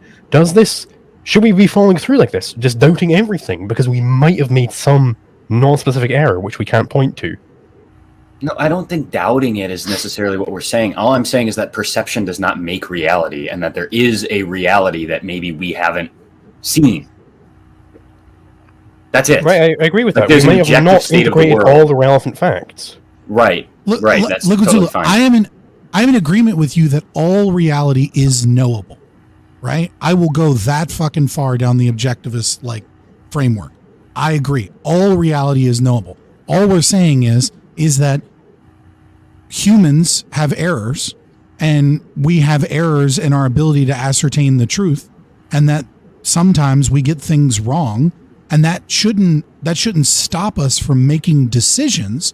But when we get new available evidence, we should change our approximation of the truth based off of that new available evidence, and that could mean paying restitution. That's all we're getting at. We're going all the way back to the basket of fruit, which I think we did indeed solve, which is that it is considered, well, actually maybe not, because PolicyWonker is saying, is it really abandonment, right? And I kind of agree with PolicyWonker here too, which is that we, like, putting all of those ideas together, what we're saying is all of the available evidence that we have is that the fruit basket that was rotting, that person A puts a fruit basket out, it starts rotting. Person B discovers fruit basket. They say, oh, this is rotting. It looks like someone forgot this, and it's going to cause a problem potentially. Wait, Scott. No, we're not going to wait. I'm going to get through this, and then you can tell me why I'm right or wrong, right? So person B throws away the fruit because it's rotting, and they don't want it to attract bugs. Whatever their fucking reasons are, they assume this property to be abandoned because it's not communicated in any way, shape, or form that it's abandoned. Now, person A comes out and says, where is my basket of fruit? My basket of fruit that I left out here, right? And then the judge comes through and says one of two things based upon the relevant society. Either he says, well, technically you owe restitution for the property that you threw away. Person B owes restitution to person A for the fruit because you threw away something that wasn't yours. Or they say it is not properly communicated that I know you want to go. Or they say it is not properly communicated that this property isn't, so we must assume it to be abandoned, right? And so the distinction comes in is if we're assuming it to be abandoned based upon all relevant evidence, is it actually abandoned under natural law of philosophy because all of the available evidence showed it to be abandoned, right? Or is it not abandoned because a person has a right to property that they lay a historical claim, and it is not necessarily their duty to communicate meaningfully to every passerby that this is their property? That is where I think the real question lies. I think I have a potential answer. The difference between LiquidZulu and PolicyWonker and myself is that we started everything back with the core question: what's the conflict and what's property, which is conflict avoidance. If you don't include communication into the very definition of property, then how can it be conflict avoiding? It doesn't fit purpose. And that is the problem, that the rotting fruit doesn't fit the purpose of conflict avoidance. Therefore, if we assume that we're right, and I believe in some kind of a hybrid, I think that it's both communication and the history. Historical link. Yes. It's both. And if it's both, then when you omit one of the parts, you failed to achieve property. So it's not like you're failing to communicate something you have. You actually, in reality, don't have it because you've omitted a key component of it. Yeah, I think I agree. Go ahead, PolicyWonker. All right, let me tell you why you're all wrong. Okay. If you add a communication component, right, that is subjective according to the society, right, what that eventually leads to, and I brought this up earlier, but what it eventually leads to is the private property, personal property distinction in a communist society. And so what you're saying is the communist argument of personal versus private property, in effect, because that is the societal norm in that society, that you're not communicating it, you're not using this property enough, you're not demonstrating the societal norm of what it is to own this property. This isn't your personal property. Now this is public property, right? That's where that leads to. So if you don't lay a basis that is outside of the subjective of whatever the societal norm of claiming that property is, then you end up going down that road to the point where you have no property rights, right? By that subjective standard. Well, I think that's, I mean, I can take your concern under advisement, but like, the problem is, yeah, Kasimir just put it in chat, actually, pretty much basically what I was going to say, is that like, it's not a communist distinction that if it's not on your persons or attached to your persons or in use by your persons, it automatically becomes unowned and available for use of everyone. what it is saying that it is abandoned because it's not effectively communicated that in any capacity towards other people that it's not common property, and is thus conflict inducing, not conflict reducing, because it's inducing conflict because you have a claim, a subjective claim now to property because you have a historical link but no communication, and the observer sees it as common property, and now you have two individuals attempting to use scarce resources towards opposing means, and it's of no fault of the party of the latecomer because it's not communicated. They're no longer a latecomer. They have to be a first comer because the property is abandoned. It's not the same thing to say that, like, you can't rent a house or you can't have property that isn't in your constant possession. It's just saying you must communicate to the outside party that this property is indeed in your possession, on top of having the historical link. I just want to. Go ahead. Can I just restate like the argument in like, I think we're missing like the fundamental point here of what Kasimir and what Scott was getting at there, is that if you can't communicate that you're owning a given property, then how could you avoid conflicts over that property? And if property rights are conflict avoiding norms, then you've got to be able to avoid conflict, right? Or else they're not conflict avoiding norms. So you have to have this communication aspect there. Because of this, you have to be able to avoid conflicts, and you can't if you can't communicate that you own a given thing. Yeah, just to assuage you a little bit, the communication is a very strange beast. People believe falsely that it is subjective, but it's not, and it's a separate discussion. We can establish it as quite objective.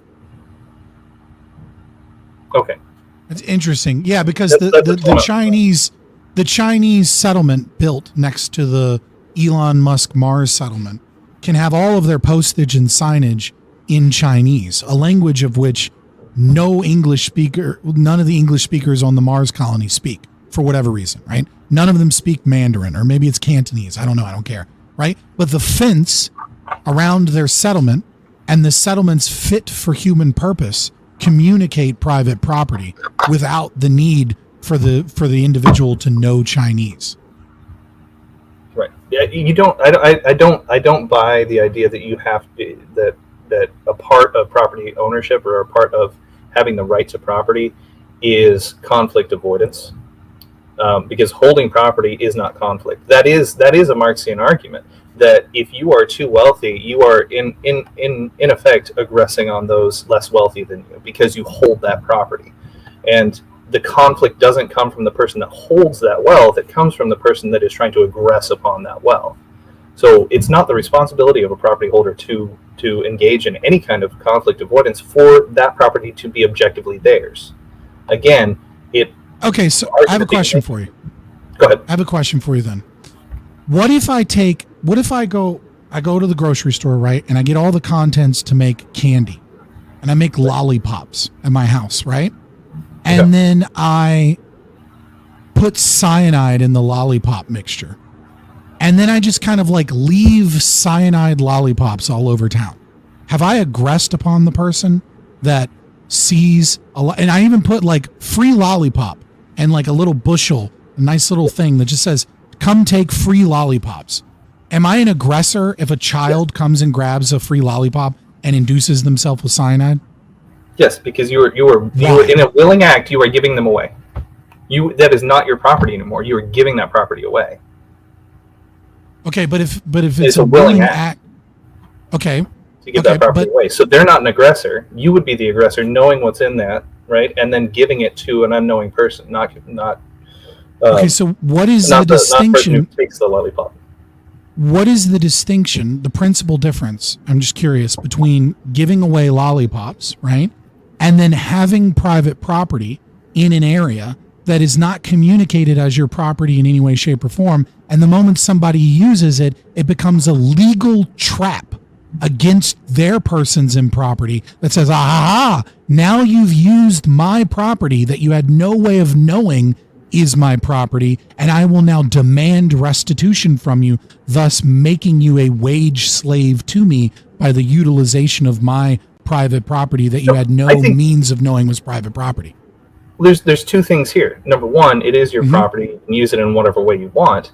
But number two is the important thing that I think LiquidZulu and Kasimir care more about is how is the restitution going to be calculated?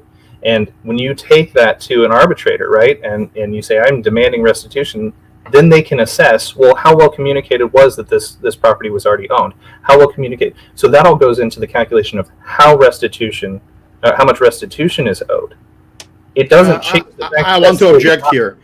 That's important, but here's my I have a bigger problem. Wait. Oh, sorry. But you've represented my point. I have a bigger problem with the restitution. I have a problem with I can't act under your system. I just can't. I cannot move forward.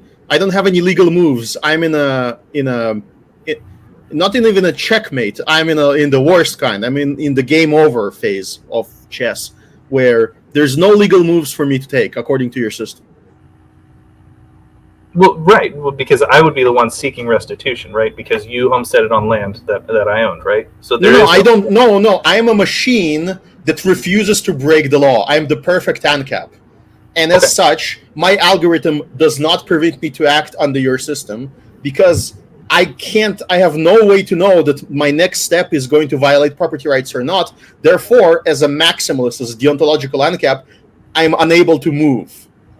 I refuse to violate rights. What's the name of that book? 5 Felonies Before Breakfast, or whatever. You know the one I'm talking about. Everybody breaks the law constantly. Essentially, everybody speeds. Everybody breaks all these weird rules and laws and everything. You can still act in this world. You just have to know. You have to be under the assumption that if you do aggress upon somebody else's property, that you will have to go to arbitration and you may have to pay some restitution. That doesn't mean that you can't act. That doesn't mean that you can't use the best available information to make decisions. Just like they put the guy in jail for stealing the laptop, and then the laptop owner shows back up, and now they have new information. They say, "Oh my God, we got to let this guy out of jail. He's been sitting there for 5 years." That doesn't change how willing actors act in this scenario. It just changes how we calculate restitution, how we pay back the original property owner. MRH, you wanted to go? I saw you blink. I'm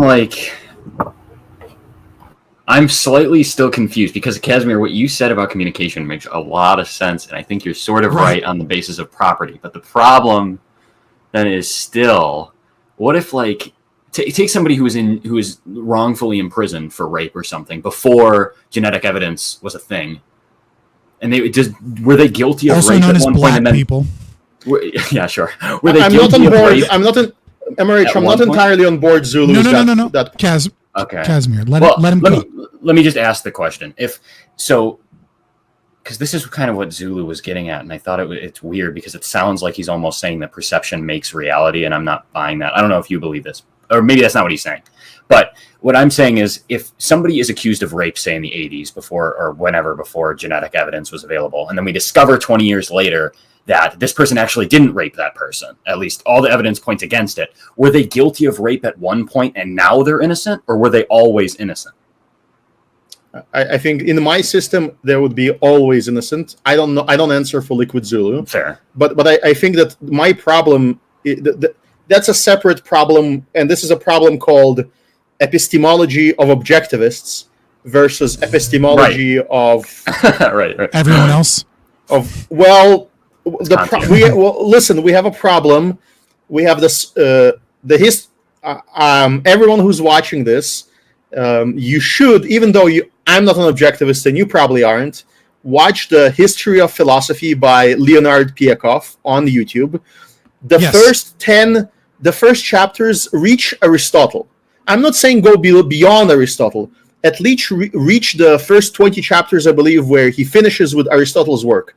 It's very important to get there because all the schools of epistemology tend to replicate themselves. Now, LiquidZulu, I think, presents a more an Aristotelian view. You've identified some potential problems with it, but I don't think that's the core of our discussion. That's why I point to that, to that show first. I think the problem is wireless headphones. The problem is that I can't act, and I don't think you convinced me, because what I'm trying to do is I'm trying to not be like accepting that I'm going to rule break. Like I'm not accepting that I'm going to steal any pennies. I'm going. At most, I can tell you that I'll steal the penny and then go to jail for it. That's like, and I'll consider it a weakness and a crime. I'm not justifying it at all. But if I'm being really honest, right? But I won't murder a person to achieve the same result. So if a person prevents me from stealing the penny and says, kill me and you're not taking my penny, I'm not going to kill him, even if it's saving the entire universe. Why? Because on that level of when it's that clear, I'm a deontologist. I'm not breaking rules. So if property is not clear to me, then I can't act. And that's why communication is important. The other problem here, and this is to throw in an olive branch to PolicyWonker, and then I'll let him respond, right? The other problem here, though, is that, like, no matter what level of communication is established, right, there is always a risk-benefit analysis that you do, right, where you may still inadvertently aggress upon another person, right? So, for example, if a person breaks into my home and is attempting to, murder my family, and I pull out a firearm and I spray lead, but I'm in an apartment complex and I kill my neighbor, right, with ricochet or with whatever, right? I made a calculated risk that I might kill inadvertently and murder and be responsible for murder of my neighbor in order to protect my family, right? I mean, I didn't do it, like, I didn't do the math in my head, but in my brain, I had a set of ordered values, and my highest value was protecting my family, and everything else was worth the risk to protect my family. I killed the intruder, and because of my actions, right, I violated the private property rights of my neighbor because bullet holes went through their wall. Or maybe it didn't even kill anybody. Maybe it just damaged their property.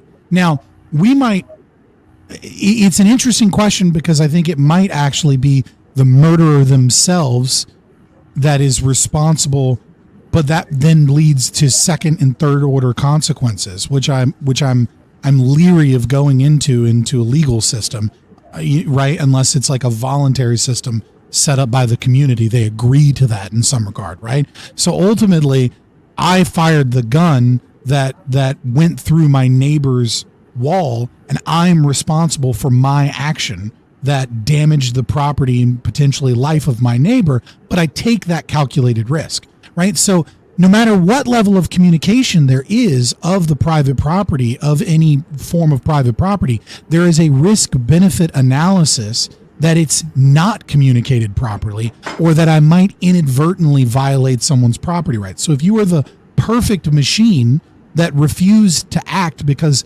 there wasn't clear communications, you would also not act as the perfect machine within our system of clear communicated things, because you might still inadvertently violate private property rights. Right. But if I want to approach that perfect machine, then I would be able to say that not even considering that communication would be like an automatic fail. Like, it would be an impossibility for me to act. It's not like I can, like, if you tell me that a 0 chance wager versus a 99% chance wager is the same, I'm going to call you out on it and say, no, I'm sorry, that's not the same type of wager. I try to live my life with making. Okay, that's but you. But let PolicyWonker. Yeah, you just made the point that kind of disproves all of this, right? As a knowing actor, you would steal the penny. You would knowingly violate someone's rights. You wouldn't go so far as to kill someone in order to be able to steal the penny, right? But that's as a knowing actor. So how can a rational actor, a rational actor, be expected, or in your analogy, be expected to operate as this machine when they don't even know if they're violating someone's rights? When you admittedly would violate someone's rights knowing. Oh, okay. Let's cut this short. I take it back.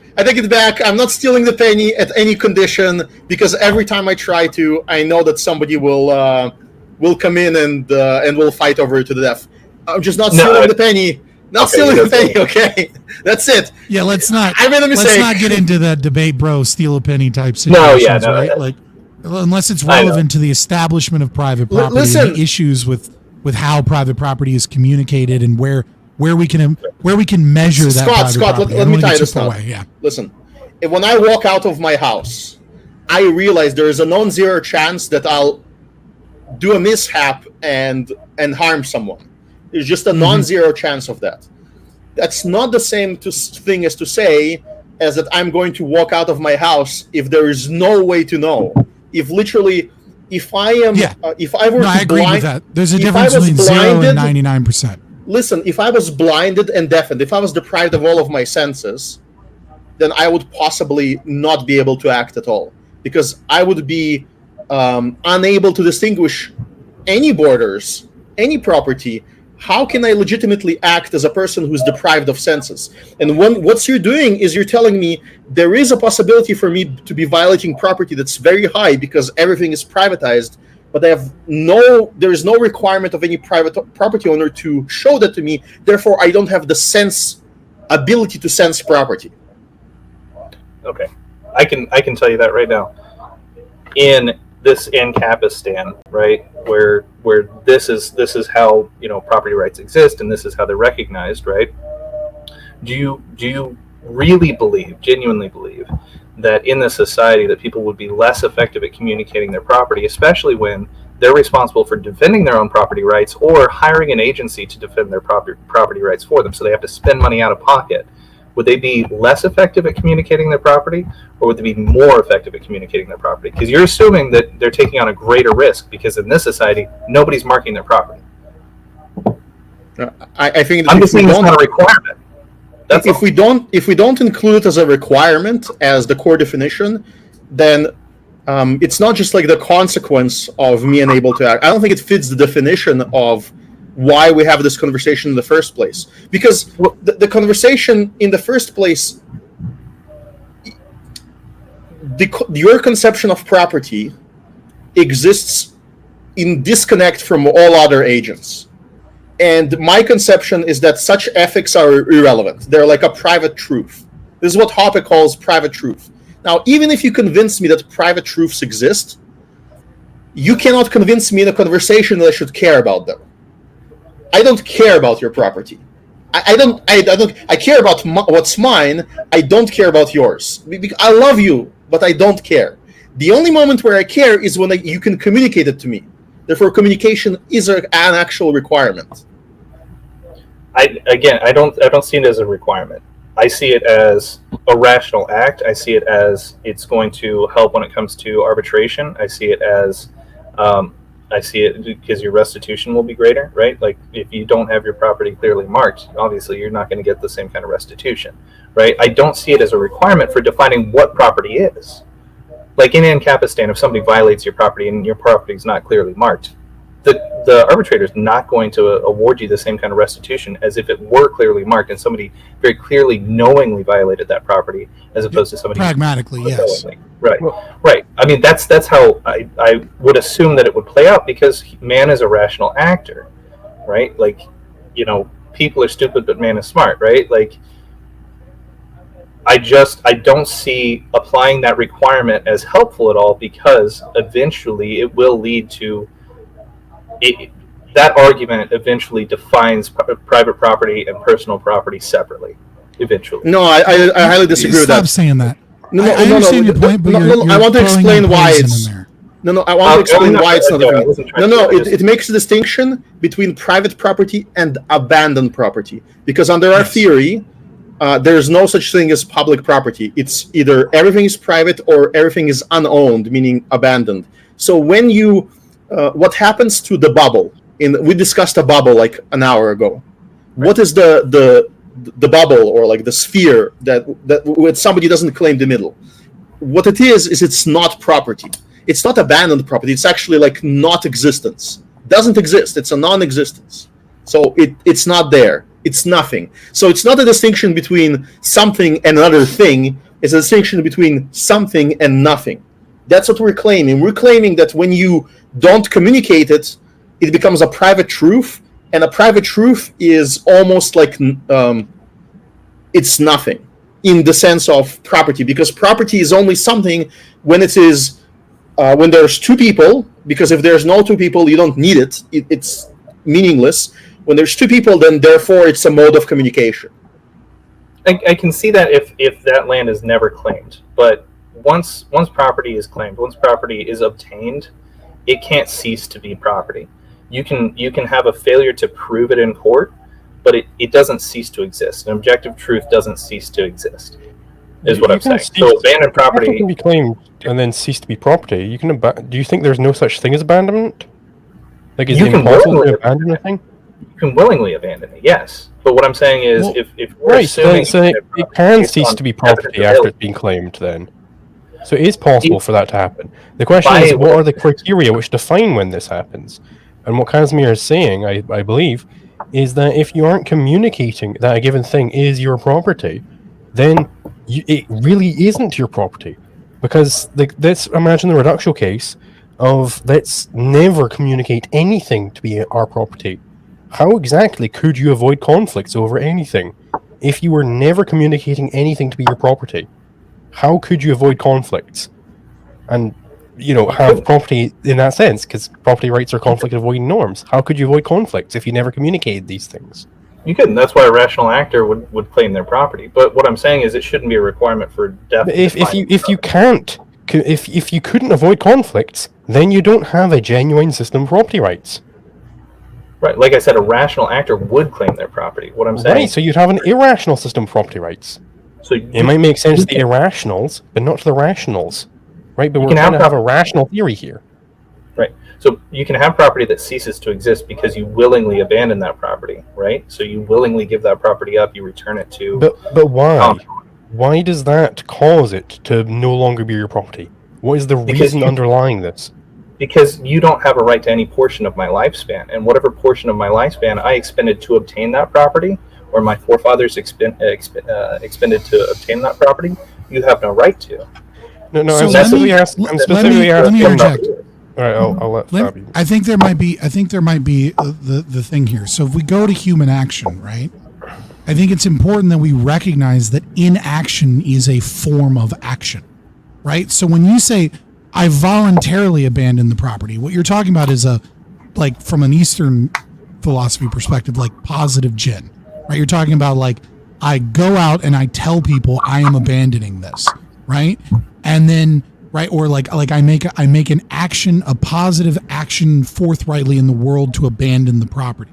And what I would say is that neutral jinn, inaction, right, from a human action perspective, right, is an action. The failure to properly communicate your property is the same as going out and telling people that you are abandoning your property. When you fail to act and you make the conscious decision to not communicate your property effectively, right, regardless of the environmental factors that may make it difficult for you to do so. In fact, the environmental factors that make it difficult to do so might even be a good argument against this idea of the person with a drones going out and putting little flag signs on an entire continent, right? Is that there's a certain case limit to your ability to adequately communicate your property rights to everyone. And so there is a property. So it is, you are in absence, right? You are committing an act. What is happening in chat right now? I just see little bubbles pop up while I'm speaking. They're all mad at me. Right. No, we're not. No, not really. Not really. Like I said at the very beginning that we all deserve grace for this conversation because this is a difficult conversation. This is not typical shit. This is the limit cases where we're really trying to test theory.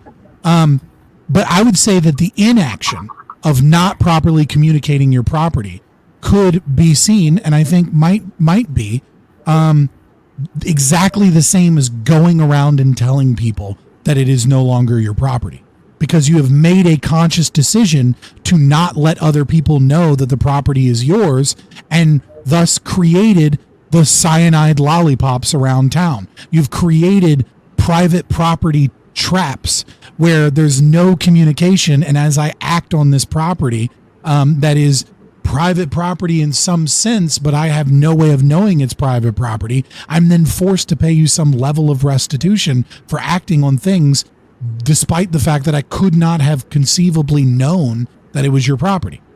He's responding to that by saying that it will be like a very small, insignificant, pointless amount of restitution, but I'm not willing to even go there. I don't care about that. I care about the complete zero chance lack of knowing, where all of my wagers become zero chance wagers. That's my issue. It's the extreme hypothetical, the absurdio that LiquidZulu raised. That is my issue as well, and it's an issue where the core function isn't satisfied. I think when I tried to look at the exact opposite side of the coin, which I thought was a problem before this conversation, that's why this conversation is great, I thought that simply communicating, which is the extremes we tried to explore with Nye earlier, those were an issue. But now I no longer think that.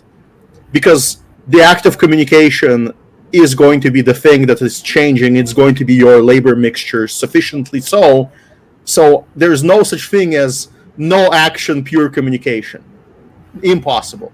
Therefore, that's, I think there is a place there for me to attack Zulu's idea with some absurdios, but they're not going to be useful. Nobody is going to be able to use them in any meaningful way.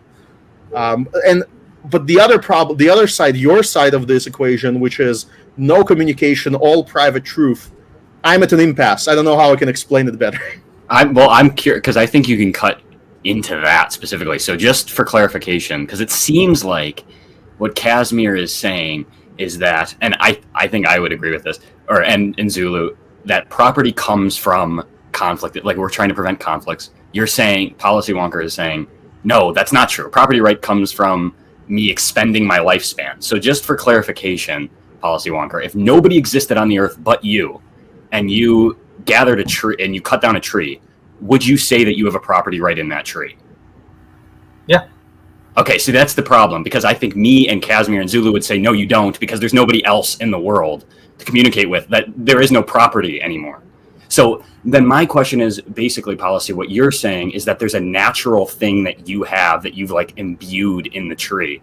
But my question is, and I think this is what Kasimir's getting at, why should I care about that? What's the point? Like, that's your private like idea of morals. So why do I care? What's my point? Yeah, that's as Cyrus yells, what's the point? Well, hold on. I think the reason that you should care about it is that it is a better grounding for what property is. I think that because you're not imbuing the tree with something. You are exchanging a portion of your lifespan in order to acquire that. You're not necessarily exchanging it with another person, but there is an exchange going on there. Why should I care about that? Because that's a better definition for property. Why? Than I'm just going to go on these whys, like, because I'm we getting can at the assume you're lying, but since it's not a debate, let him cook. Sure. Sorry. You're right. Well, because natural rights eventually, as you go further and further down, eventually just come out to because God said so, and I don't like that as a basis. I agree. No, I actually kind of agree. No. Yeah, that's what I'm saying. No, Me and Kasimir and Zulu have a better basis for this, but no. Natural law, like it was found, does need not be founded under the idea of that God said so. Yeah, we have Rothbardian natural law, as LiquidZulu likes to call it, because Rothbard was like this close to defining it. It's like properly. What is it? What was the French guy that made a model of the universe, and then the king was like, where's God? And he's like, well, I didn't see the need for one. Like, it's the same situation with natural law. Originally, yes, you had like the deists and shit that grounded it in God, and we don't even know if they did so because it would keep their head on their shoulders, or if they did so because that's what they actually believed. But it's an unnecessary element. You can ground it in as LiquidZulu and many of the objectivists do, right? Like, in existence exists, and then move on there from logic, and then just and then argumentation ethics from there. Right. It's also grounded in conflict avoidance, and I'm not necessarily sure that your system is grounded in conflict avoidance. And so, because it isn't, right, the question then becomes, well, then why should we listen to your set of moral preferences? And it's not just that. When you're done responding to him, to Scott, I have an example that was used against me in a debate that will put you in a bind and doesn't put me in a bind within my system. So I think that's okay. All Put right, me in well, a bind. I think everyone wants to move on to the next thing. So go ahead and put me in the bind. Well, the bind is like this. This is my debate with Jim Bob, who was very impromptu, and he told me, listen, we're in a forest, and you assert rights to your own body, but I kill you, and therefore you're not, you're no longer there, and so why is it wrong? Nobody knows about it, and you're no longer there, so I resolve the conflict over your body. I killed you, therefore you're no longer conflicting with me, so there's no argument, right? So your system of argumentation ethics or whatever else, or NAP, is like non-aggression principle is irrelevant. I killed you, I solved the conflict by killing you. That's what Jim told me. How do I respond to that if I don't immediately say, well, listen, without a third party, it's not a system of ethics? My response was to say, without a judge or an observer being there, it's pointless to talk about it because it's not a system of ethics. System of ethics requires an evaluation by a third-party observer, an evaluation by a participating party, two parties. So it's not like the murder didn't produce an ethical outcome. It produces a physical outcome of eliminating ethics from the equation by eliminating the last human on the planet from the equation. Yeah, I mean, I guess you could look at it like that. I mean, the way that I look at murder, and like this is in that thing that I sent you, but the way that I look at it is the original property theft, right? Because the lifespan is property, right? It is a property that is natural to that individual alone. It cannot be taken and used by another, right? It is property that only exists to that individual. So yeah, you're right. The ethics wouldn't really matter that much because there's no one else there, no one else on Earth. I'm guessing. I'm not related to anyone. Right? Okay. So So it really doesn't matter. So I just have a question for PolicyWonker here. What does it actually mean to say that a person owns a thing? What does that mean when you say that I own this water bottle? What am I saying when I say that? That they have exclusive rights to that thing, right? So that there is no rights claim that can supersede theirs, and that the reason that I conceptualize it as starting with lifespan is because that's the only thing that exists that only that individual can use for the entirety of their lifespan, that nobody else has a right to. The only thing you can do is violate it, right? So you can enslave someone and steal some portion of their lifespan, or through taxation or whatever, that's theft of some portion of their lifespan. So let's just get down to the root of it. When I say that I own this thing, does it just mean that I expended some portion of my lifespan to acquire it? Yeah. So then why wouldn't I own those things that I steal? Because I expended some portion of my lifespan to steal those things. Because somebody else had a superseding right to it. But why do we care about that? Why does it matter how much of your lifespan you expended to get that thing? No, not really. So that's why that's why planting the flags with drones is like under this imaginary system. I'm just playing with this idea and trying to kind of flesh it out. But that's why planting the flags across the entire continent, right? You did expend some, portion of your lifespan in order to acquire the drones, to, make all the flags, all this stuff, to send them out, program them, all of that, right?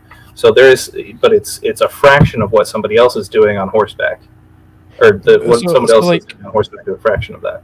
This is like the definition of an impasse, I think. But sorry. Well, I think there is more to go here. If we have some sort of dispute, like let's say I go up to you and I take the shirt off your body, and I want to wear that shirt now. How do we resolve this dispute? Do we go to look at which portions of lifespans we have? How do we resolve this dispute on the basis of lifespans taken up in getting that shirt? You don't have a right. You don't have a right claim if you're using some portion of your lifespan to steal someone else's portion of lifespan. But why do you? How do we resolve this dispute? Under argumentation ethics, right? Like you can't violate someone else's rights and then argue that you have rights as well.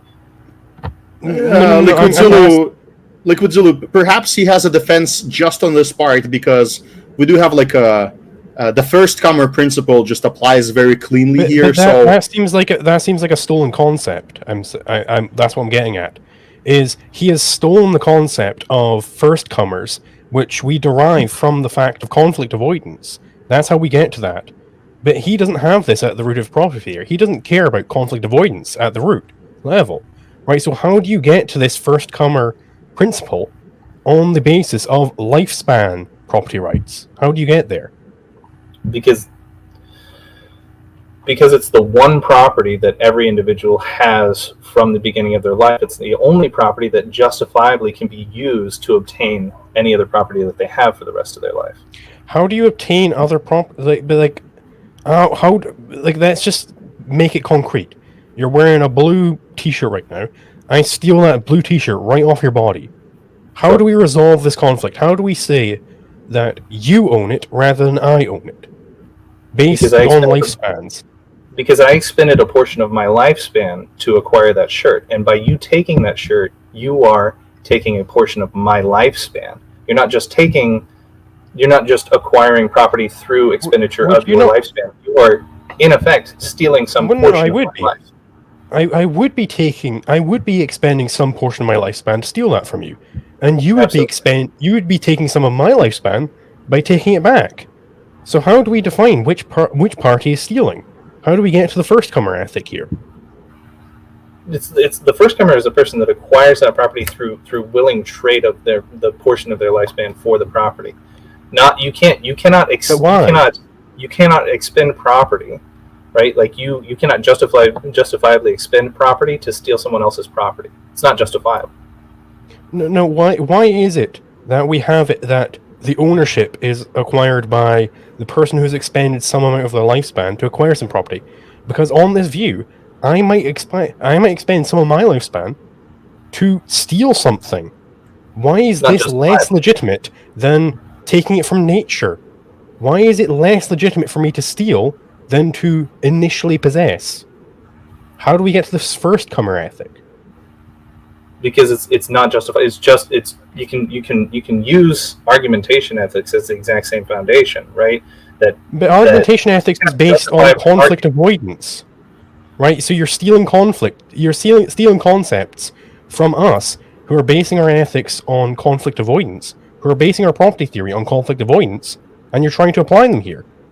You're having a completely different derivation. So how do you derive them under your system of life expenditure?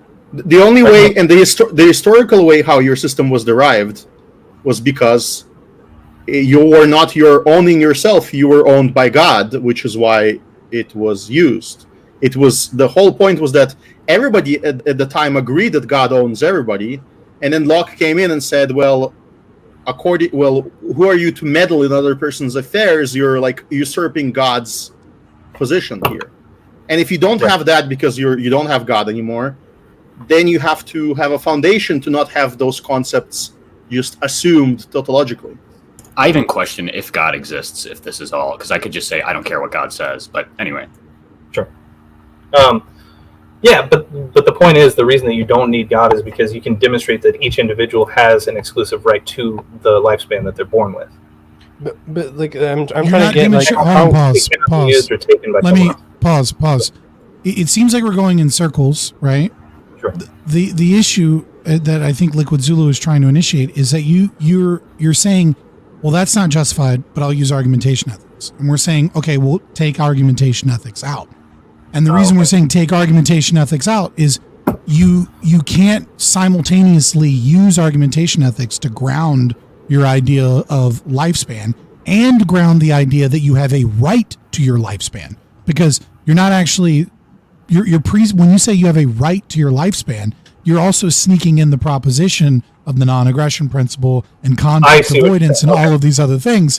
And so it seems to the outsider like what this lifespan thing might be doing is actually not getting further away from the original natural law philosophy that was based upon homesteading and God, but actually going back to it and then trying to use other justifications. Like, you have to establish where you get a right to lifespan from. Okay. Once you do that and you start using argumentation ethics, you're actually working on a system of conflict avoidance, human action, and and non-contradiction set up through argumentation, and like how conflict is resolved is either one party gives up fighting or argumentation, right? So if you get rid of all of those things, where could you I don't think you're able to and maybe you are, but I don't think without using conflict avoidance and the argumentation ethics, you're actually able to derive the right to lifespan.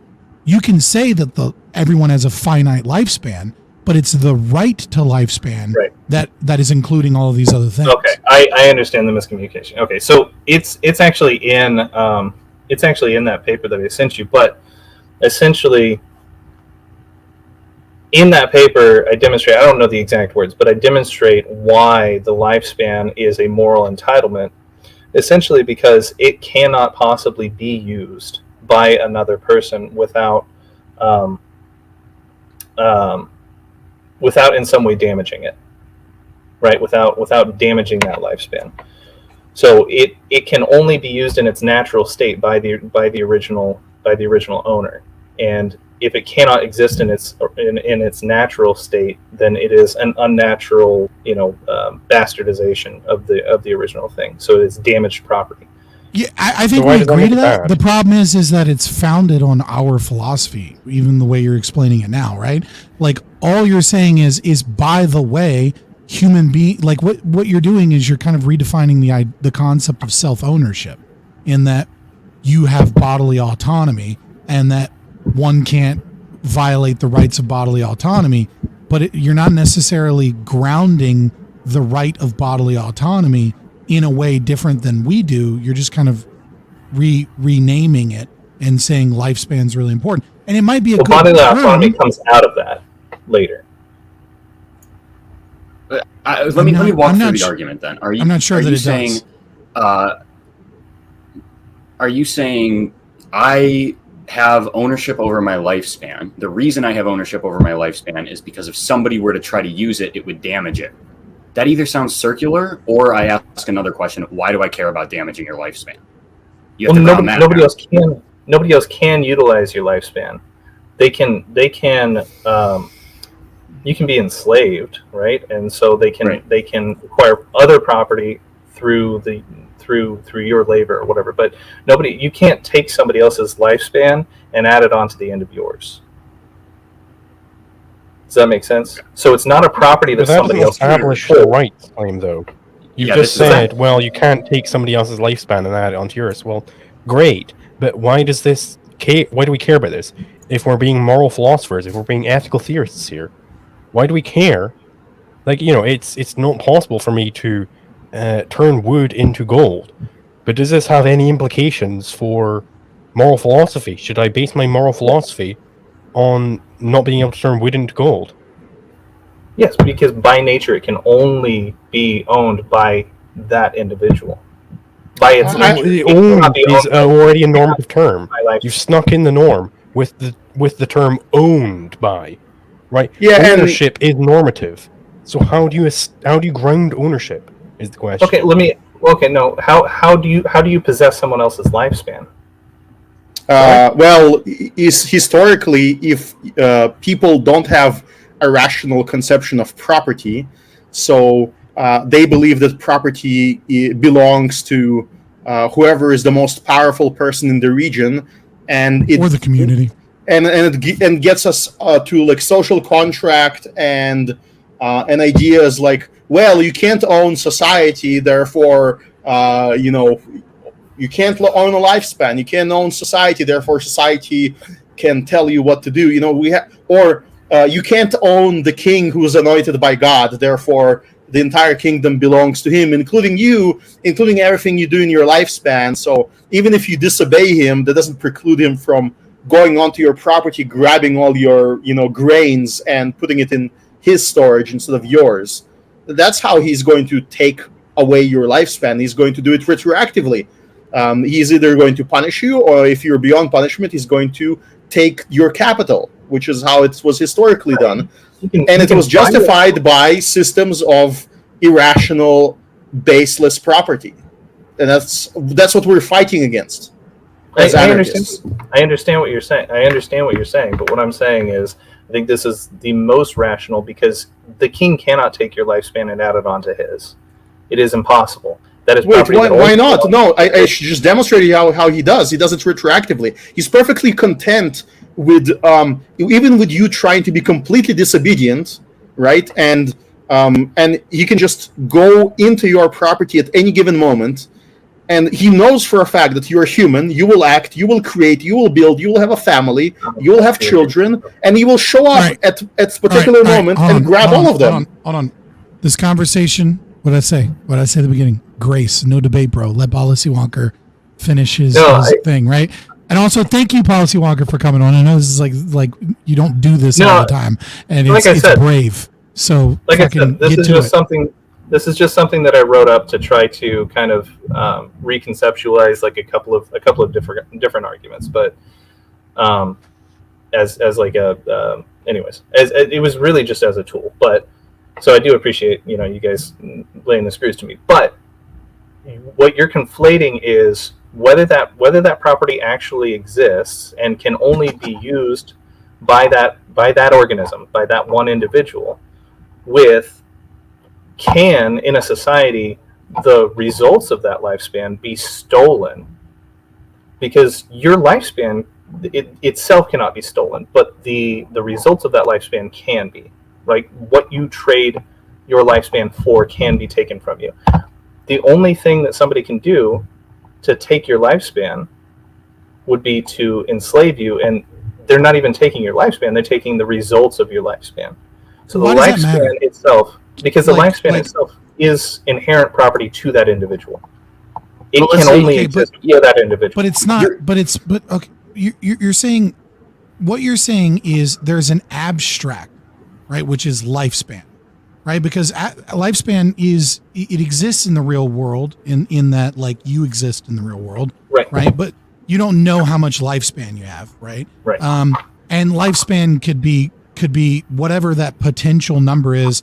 Will grow if you quit smoking cigarettes, will instantly go away if you walk out in front of traffic, right? Like we have an abstract concept of lifespan, which is represented in the real world by you living in linear time until you end, until you're no longer living, right? And I can take that from you. I can blow your fucking brains out right now, and whatever lifespan you have. Now, what you're saying is, yeah, you can take that from me, but you can't steal it, right? Like you can only destroy it. So you can destroy this property, this abstract idea that we call lifespan, right? You can destroy what's remaining of it in the future, but you can't steal it. Like I can't go up to you and stick a needle in you and pull out your lifespan and inject it into me, and now all of a sudden I'm going to live 20 years later, because I also could die tomorrow regardless of how much lifespan I steal from you, even if I could, because I also could similarly walk out in front of traffic. I mean, the issue that I have is why does this matter? Because you're taking a framework of property rights and then that are grounded in conflict avoidance, that are grounded in human action, that are grounded in non-contradiction and argumentation ethics. And then you're applying that logic to an abstract concept of what we have to then get to the basis of property.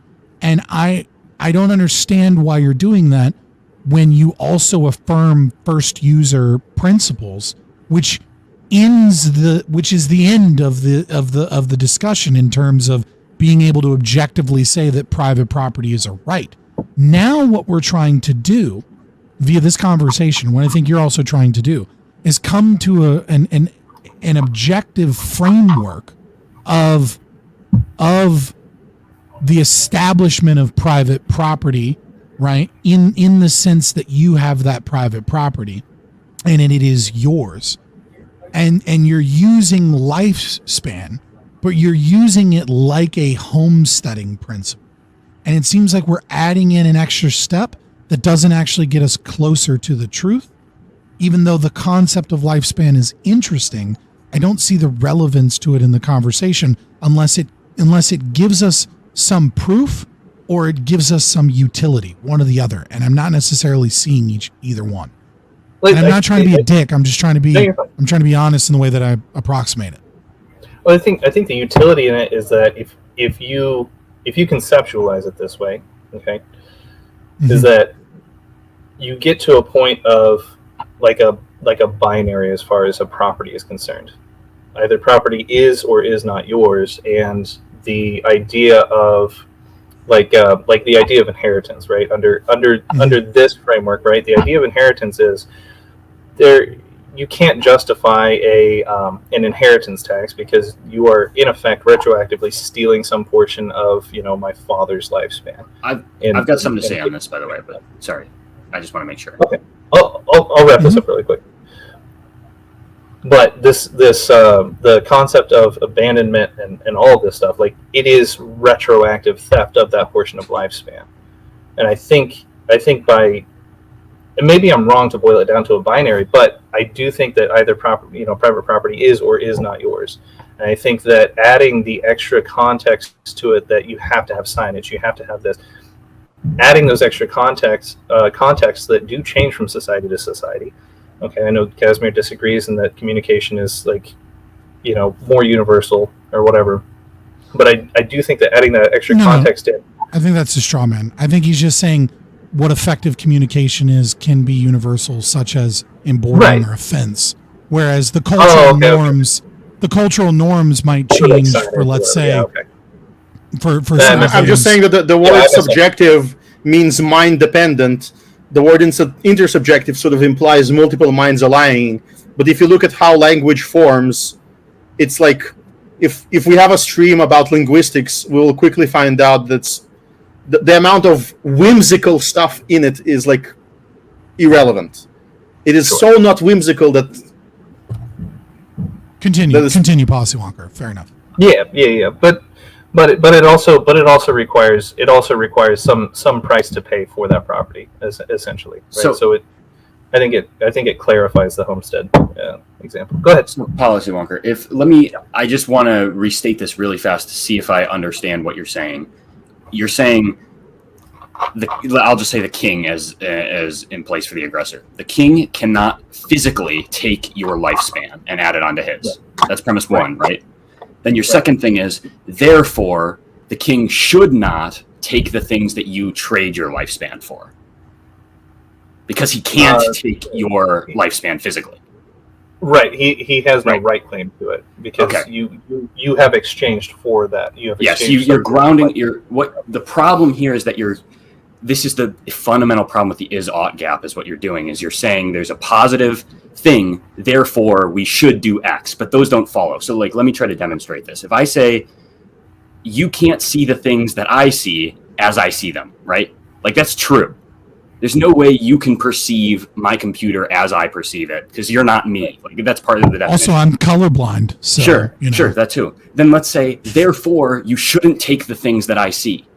I'm following the same step as you just did in your argument, but I'm broadening it to now my valid property claim is just whatever I look at. Like, do you see the problem with that? Is that you can justify anything with this. No, I see what you're saying. I think there's a better way, but I haven't found it yet. Like I said, this was originally just a tool that I was using because there was some to be fair to you. I think your argument sounds exactly like Rothbard's in The Ethics of Liberty. I think he does this exact same thing. I just think he's wrong.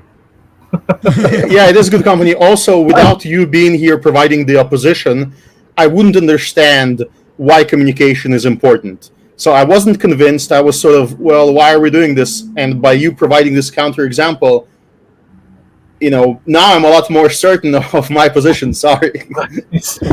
Really went the other way. Glad I could help.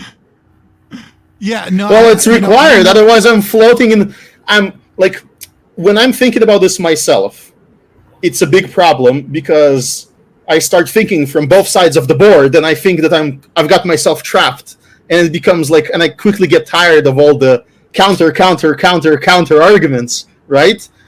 And it makes thinking through an argument very difficult. Whereas this format is actually great because it helps me like focus down, crystallize. And that's why I think it's very nice that you were here. All right. Yeah, so I think, I don't know. I also kind of, unfortunately for you, PolicyWonker, I think that further strengthened my resolve in the idea that property needs to be communicated effectively, and that without the communication, it's missing some principal element of it being like you have the historical link, but the historical link alone creates a conflict-inducing system of ethics, which is anti-ethics, right? Like if I formulated the lollipop cyanide argument, which I will probably be using in debates at some point in my life, if I'm being honest, right? Because it is a trap. I think private property that is not communicated is an intentional, even via non-action, which is a form of action, is a trap on all those that might potentially aggress upon you because it's not communicated, that they then use restitution as a means. It's kind of similar to the rope in the quicksand analogy that like some of the lefty ANCOMs like to use, which is like, if anybody doesn't know it, the idea is, you're going along in the woods and there's a pit of like quicksand, and your son falls into the pit, and right next to it is a rope, and the rope says, private property is such and such, do not use, right? And if you grab the rope, you can save your son's life with the quicksand, right? But it would be a property rights violation. And when I first came across this, it becomes another steal a penny to save the world. And then I started thinking about it more, and I realized, no, fuck the person that did that. That person clearly put fucking quicksand in the middle of a fucking forest and then created this fucking psychological torture experiment. And I'm in the middle of fucking Saw 14, the film, where I have to choose between violating property rights or letting my son die. And this is clearly like, this is a trap, induced upon like made to like make me choose the unethical path in order to do something that is a preferable outcome. It's like, this isn't somebody that like has this private property rights thing. This is somebody intentionally trying to cause harm. Like, this is an aggressor as far as I'm fucking concerned, because they put fucking traps in the middle of unowned property hoping people will fall into them. It's no different than going out into somebody's park and putting a fucking pit trap with spikes at the bottom of it and being like, well, it's my private property. It's like, no, dude, you set up a fucking trap. Go fuck yourself. Yeah. I mean, I think that would fall under like, stealing the t-shirt or whatever, where it's not justifiable to expend your lifespan in order to harm somebody else. But I see what you're saying. Right. But that, again, there's a guy in chat who's arguing, and this is, like, read your own text in chat that you wrote, Cells Free, and look at the words. You're saying there is no private truth in real property transactions. The word transactions is a communication. In order to transact in something, you have to define what you're transacting. A good way to think about this is actually NFTs and Bitcoin. Like, look at this is how property should look like. It's a table with all the prior owners recorded and the current owner recorded, and what's owned is right there as the address. It's defined. This is the bit, not any other bit. This is the one that you're owning. This is the image. This is the web address. This is the thing that has an identity, has a code next to it, and in digital format, you have it like very directly. But we're aiming to do that in real life as well, which is why there is going to be communication. But if you think about it like a programming question, it will be easier to understand why it is a problem of communication. Because how can you do anything without definition and identification communication? That's where it becomes a private truth. If it's only a private truth and it's not communicable, no one else can act. There is no ethics. There is no transaction. Can I ask you guys a question real quick? So it's a discussion. Go ahead. No. Yeah, go ahead. No. Right. So I think you would all agree that property rights is a tool for conflict avoidance, right? Mm-hmm. But would you say that conflict avoidance is a requirement for property? That you have to engage in conflict avoidance in order to maintain your right to a property? It is the requirement for ethics, and the way you demonstrate that is you're saying if there is a disagreement over means, scarce means, then there are several modes of existence. Mode number 1, war. Mode number 2, argumentation. Mode number 3, no disagreement. Any other thing that you can invent can be logically reduced down to one of these modes. So when you tell me, well, I have this property, but it's not within a system of conflict avoidance, I say, okay, if you're not conflict avoiding, you're at war. I'm perfectly fine being at war with you. Just don't say that you're at war at the same time as you're saying you're doing ethics. You're doing war. You're not doing ethics. That's true. That's true. All right. Well, I think I'm convinced. No, you gotta fight. No, never admit that. It's a debate. I told you it was a tool that I was playing with. It was a tool that I was playing with, but yeah, no, I think I'm with you. I still have issues with to what degree do you have to communicate, and I don't like the idea of that being a moving standard. That is why we came here, and I think in the very beginning was a recognition that it is the libertarians that are the only ones that are honest that this is a problem that is difficult to solve, right? Well, and it is every other form of it is every other statist, right, that creates an arbitrary rule and says follow it because might, that creates victims and is a conflict-inducing system, but says I have the power. Or we have the power of the majority of the community, therefore we can impose these standards upon you. When the real answer is, and I think we're getting to the end of it here tonight, is it's still not, there's still no perfect objective way of communicating it. I think what we've established, hopefully, is that private property, I think probably has to be communicated in some fashion. But what those standards are going to be subjective because it needs to be intersubjective. That's what it means for a third party to understand the conflict resolution as an arbiter between two other parties, is that the third party needs to be able to understand the situation in order to be able to be a competent arbiter. Here's one trick that I will give you as a debate trick. I've used it on LiquidZulu's server, I think yesterday, against a person. This person demanded from me, it was like, no, you must demonstrate to me, like, the limits, the objective limits of this thing, whatever we were discussing. And he would not accept, like, any sort of intersubjective, any heuristic answer. And then what I did is I pretended that I couldn't understand his English. Every time he asked me a sentence, I would say, do you mean this or not this? Because how can I know for sure? Well, I don't have any way to verify for sure. And if I'm disallowed this epistemic gamble of me actually objectively seeing what you're writing and understanding to the best of my ability, if I'm not allowed this exchange where you're doing your best to be understood by me and I'm doing my best to be understood by you, if this is not allowed, if you're not allowing that for other forms of communication like property or identity of things in the reality, then how can you be allowed to use that for communication with me? If you have a standard of everything is a chessboard, well, go right ahead. Go telepathically enter my mind right now. You know what's really interesting is you kind of sparked something. It might just be me being stupid and fangirling over this sociologist. But that book I always talk about, now I can't think of the fucking dude's name. Jesus Christ. It's Theory of Human, the Evolution of Religion from the Axial to the whatever age.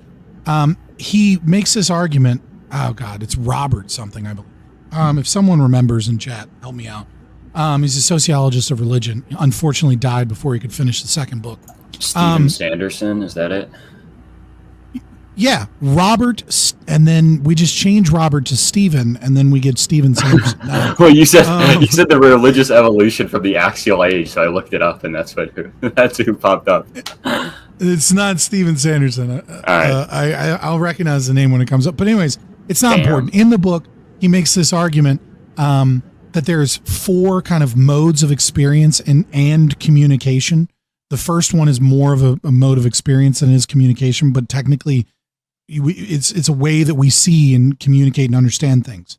And so the first one is the unitive experience, right? And the unitive experience is, like the tree of life, or like babies sometimes see this, or like you have these certain like almost religious experiences when you're like doing a bunch of drugs or something, and like you see the oneness of everything.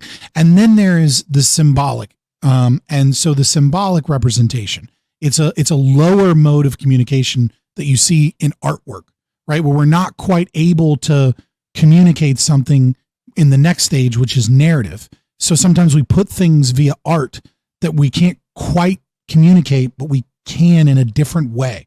And that's symbolism. And there's all these kind of things we have. And then there's the narrative, right? Which is, the way that we mostly communicate. We're talking to each other with a language that we understand. And then lastly, there's theoretical, which he says comes apart later, like it's probably invented in ancient Greece. And so I thought about this from the communication of property rights.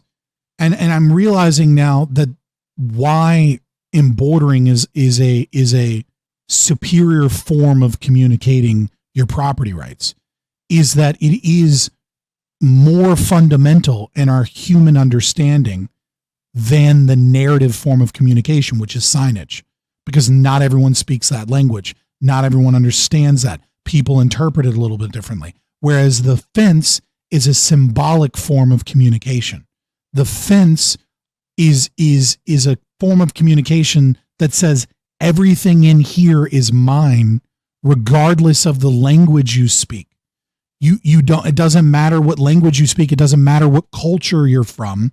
You recognize that there's a physical impediment built and constructed by me that is excluding you from this area. And so now I think I understand why the embordering is so much more important. But what if there's a hurricane and it comes and uproots the entire fence? What happens to my property then? Sorry, I had to do it. Robert Bella, thank you. Robert Bella, thank you. It's Robert Bella's Religion and Human Evolution from the Paleolithic to the Axial Age. Great fucking book. Recommend to everyone. Kasimir, I think you'd be actually super interested in it because he goes heavily into ancient Israel and looking at the theory of the evolution of the religion.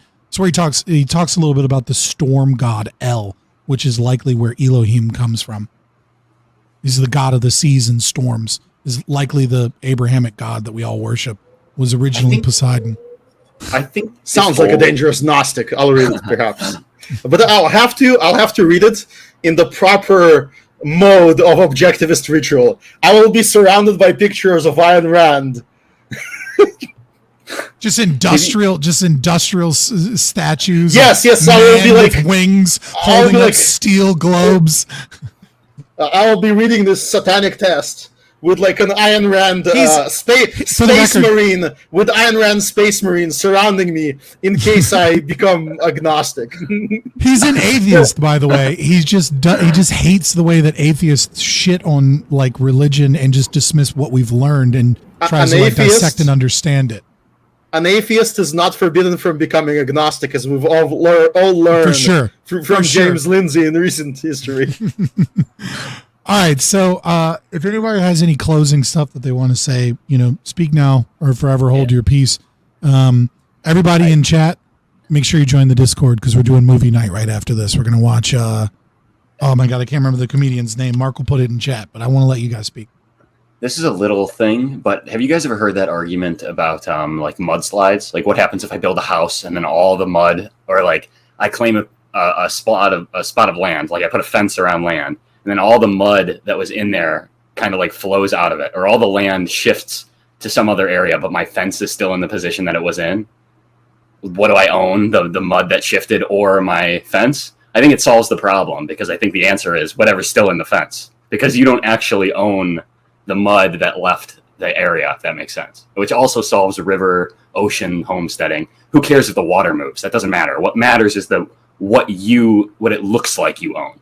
That is what you own, as a matter of fact. What looks like you own is what you do own. So, if that's a little rambly, but I think this conversation solved that. So I build a fence around my my water mill, and the water that I own is the water that is currently in the fenced-in area of my water mill at that time, and it leaves my ownership as it flows down the stream.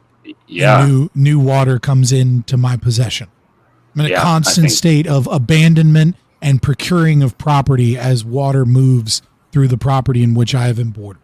It's an interesting way of looking at it. I think that's how you have to do it. If this is how you're going, if we're going to settle on the intersubjective portion of this, the communicative aspect of property, then that's what you have to establish. There's no metaphysical property of the water that left that you have right to. Like, who cares about mixing labor or whatever? That's the view that you have to mix labor with property would lead you to believe that the water that left your area is what you actually own, not the stuff that you've embroidered. I don't know. Maybe that's too rambly. Does that make sense? No, that actually is super important, because if I build a water mill at the top of a mountain spring and that mountain spring water flows into a dam that other people are using, I would, if it were saying it's mixing my labor and I'm owning that's in there and my water mill is part of my labor, then I own all of the water that comes through there, and eventually I own all the water in the world because of evaporation and precipitation and movement of water, and it goes into the sea. Like, eventually I will own all the water in the world, but if I only own the water as it is the water that is within my property at the time that is within my embroidered property, then that's the water that I own, that people cannot come in physically into my property and take, but the water downstream I do not own. If I leave some type of poison, or I add some type of environmental, disastrous thing to the water later, and it goes into other people's property of the water they own, then I'm the one that has damaged their property. We might have to do a part. Is that just me? What's that? What? Was I cutting out? I don't know if it was you or if it was me. Like, everything just went I think it was me. Never mind. It's probably you. My internet, I think, just dropped out. I think if we do this again, there might be I might be able to raise problems, and there's problems like the Amazon rainforest and it's like deforestation and other things like conservation of the planet that are really weird from our perspective. Well, hear me out on this. It's almost movie night. I'm ready for people to just say what it is that they want to say in closing, if they have any closing statements they'd like to make. And, if you guys keep your DMs open, because I think being able to have an intelligent conversation with several people on the borders of things that we understand might make for interesting content in the future, and people might like it. I don't know. We'll see if people like this. Maybe it's so theory heady that our audiences are like, okay, that was boring. I don't know. But I feel like, maybe in the future we could do these conversations again, because I like having a reference video now for when libertarians are like, I do not fucking understand this. You can be like, well, fucking check out this 4 hours. But we're approaching 4 hours. So, yeah. LiquidZulu, go ahead. Yeah, so I just want to I don't know, maybe restate kind of what I'm saying about this whole Cartesian doubt dealio, because maybe I just didn't make myself clear enough in the debate. So when you have, basically what I'm saying is, when you have this evidence towards there being a property owned by a given person, where all the evidence is in favor of this person actually having used this property, actually having done something to exclude others from using this property. They're using it. They're genuinely using it. Why should we accept that they are actually using it? Because maybe we made an error. What is the issue with this maybe we made an error point of this? The issue is that they aren't actually pointing to something specific. So there is innocent until proven guilty is based on this. It's a whole burden of proof thing. You actually are innocent until you are proven guilty. there is a burden of proof. There's a genuine burden of proof in epistemology. As far as epistemology is concerned, you are innocent until you're proven guilty. So if I have some property and all the evidence is pointing towards it being mine, then I genuinely do own it. I am innocent with respect to this property until I am proven that I have done something wrong, that actually somebody else owned it at some earlier point. The fact that I might have made an error in my derivation of my owning it does not demonstrate that I do not own it. Can I ask you a really quick question that I asked Kasimir earlier that should have been directed to you? Sure. All right. If somebody in like the 70s rapes somebody else, and then they discover that that person didn't rape that person back in the 1970s, but all evidence in the 1970s pointed to that being rape, and they got put in jail, is that person guilty? And then when it turns out that we found out that they didn't actually rape that person, then they're innocent? Like, do they go from guilty to innocent, or were they always innocent? What that means is that in the 70s, they made some sort of error. They were wrong from the facts that were available. They misconstrued what was happening. They fucked up, basically. So was he guilty, though? That's my question. At that point in time, was he guilty?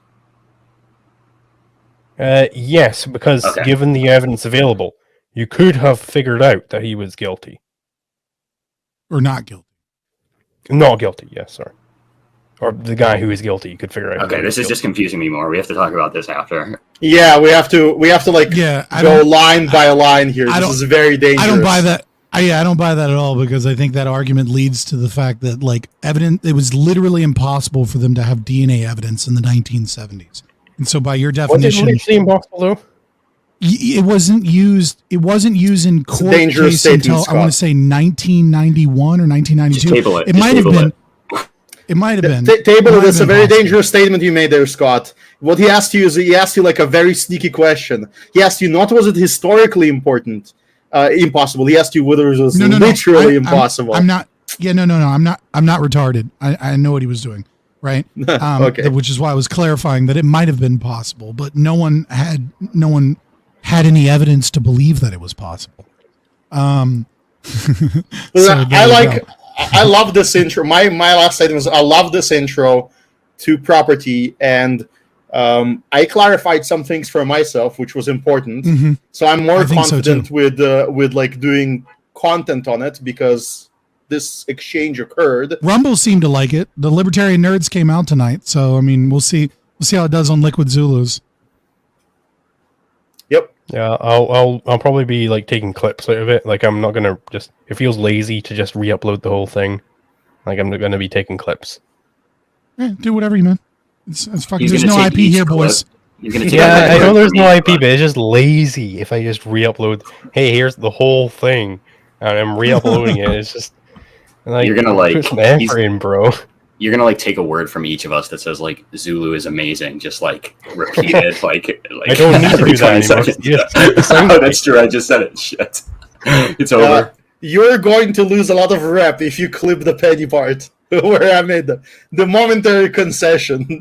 I will be greatly disappointed. Don't do that. All right, boys. Well, I'm gonna get us out of here. It was nice having a chat. Join the Discord.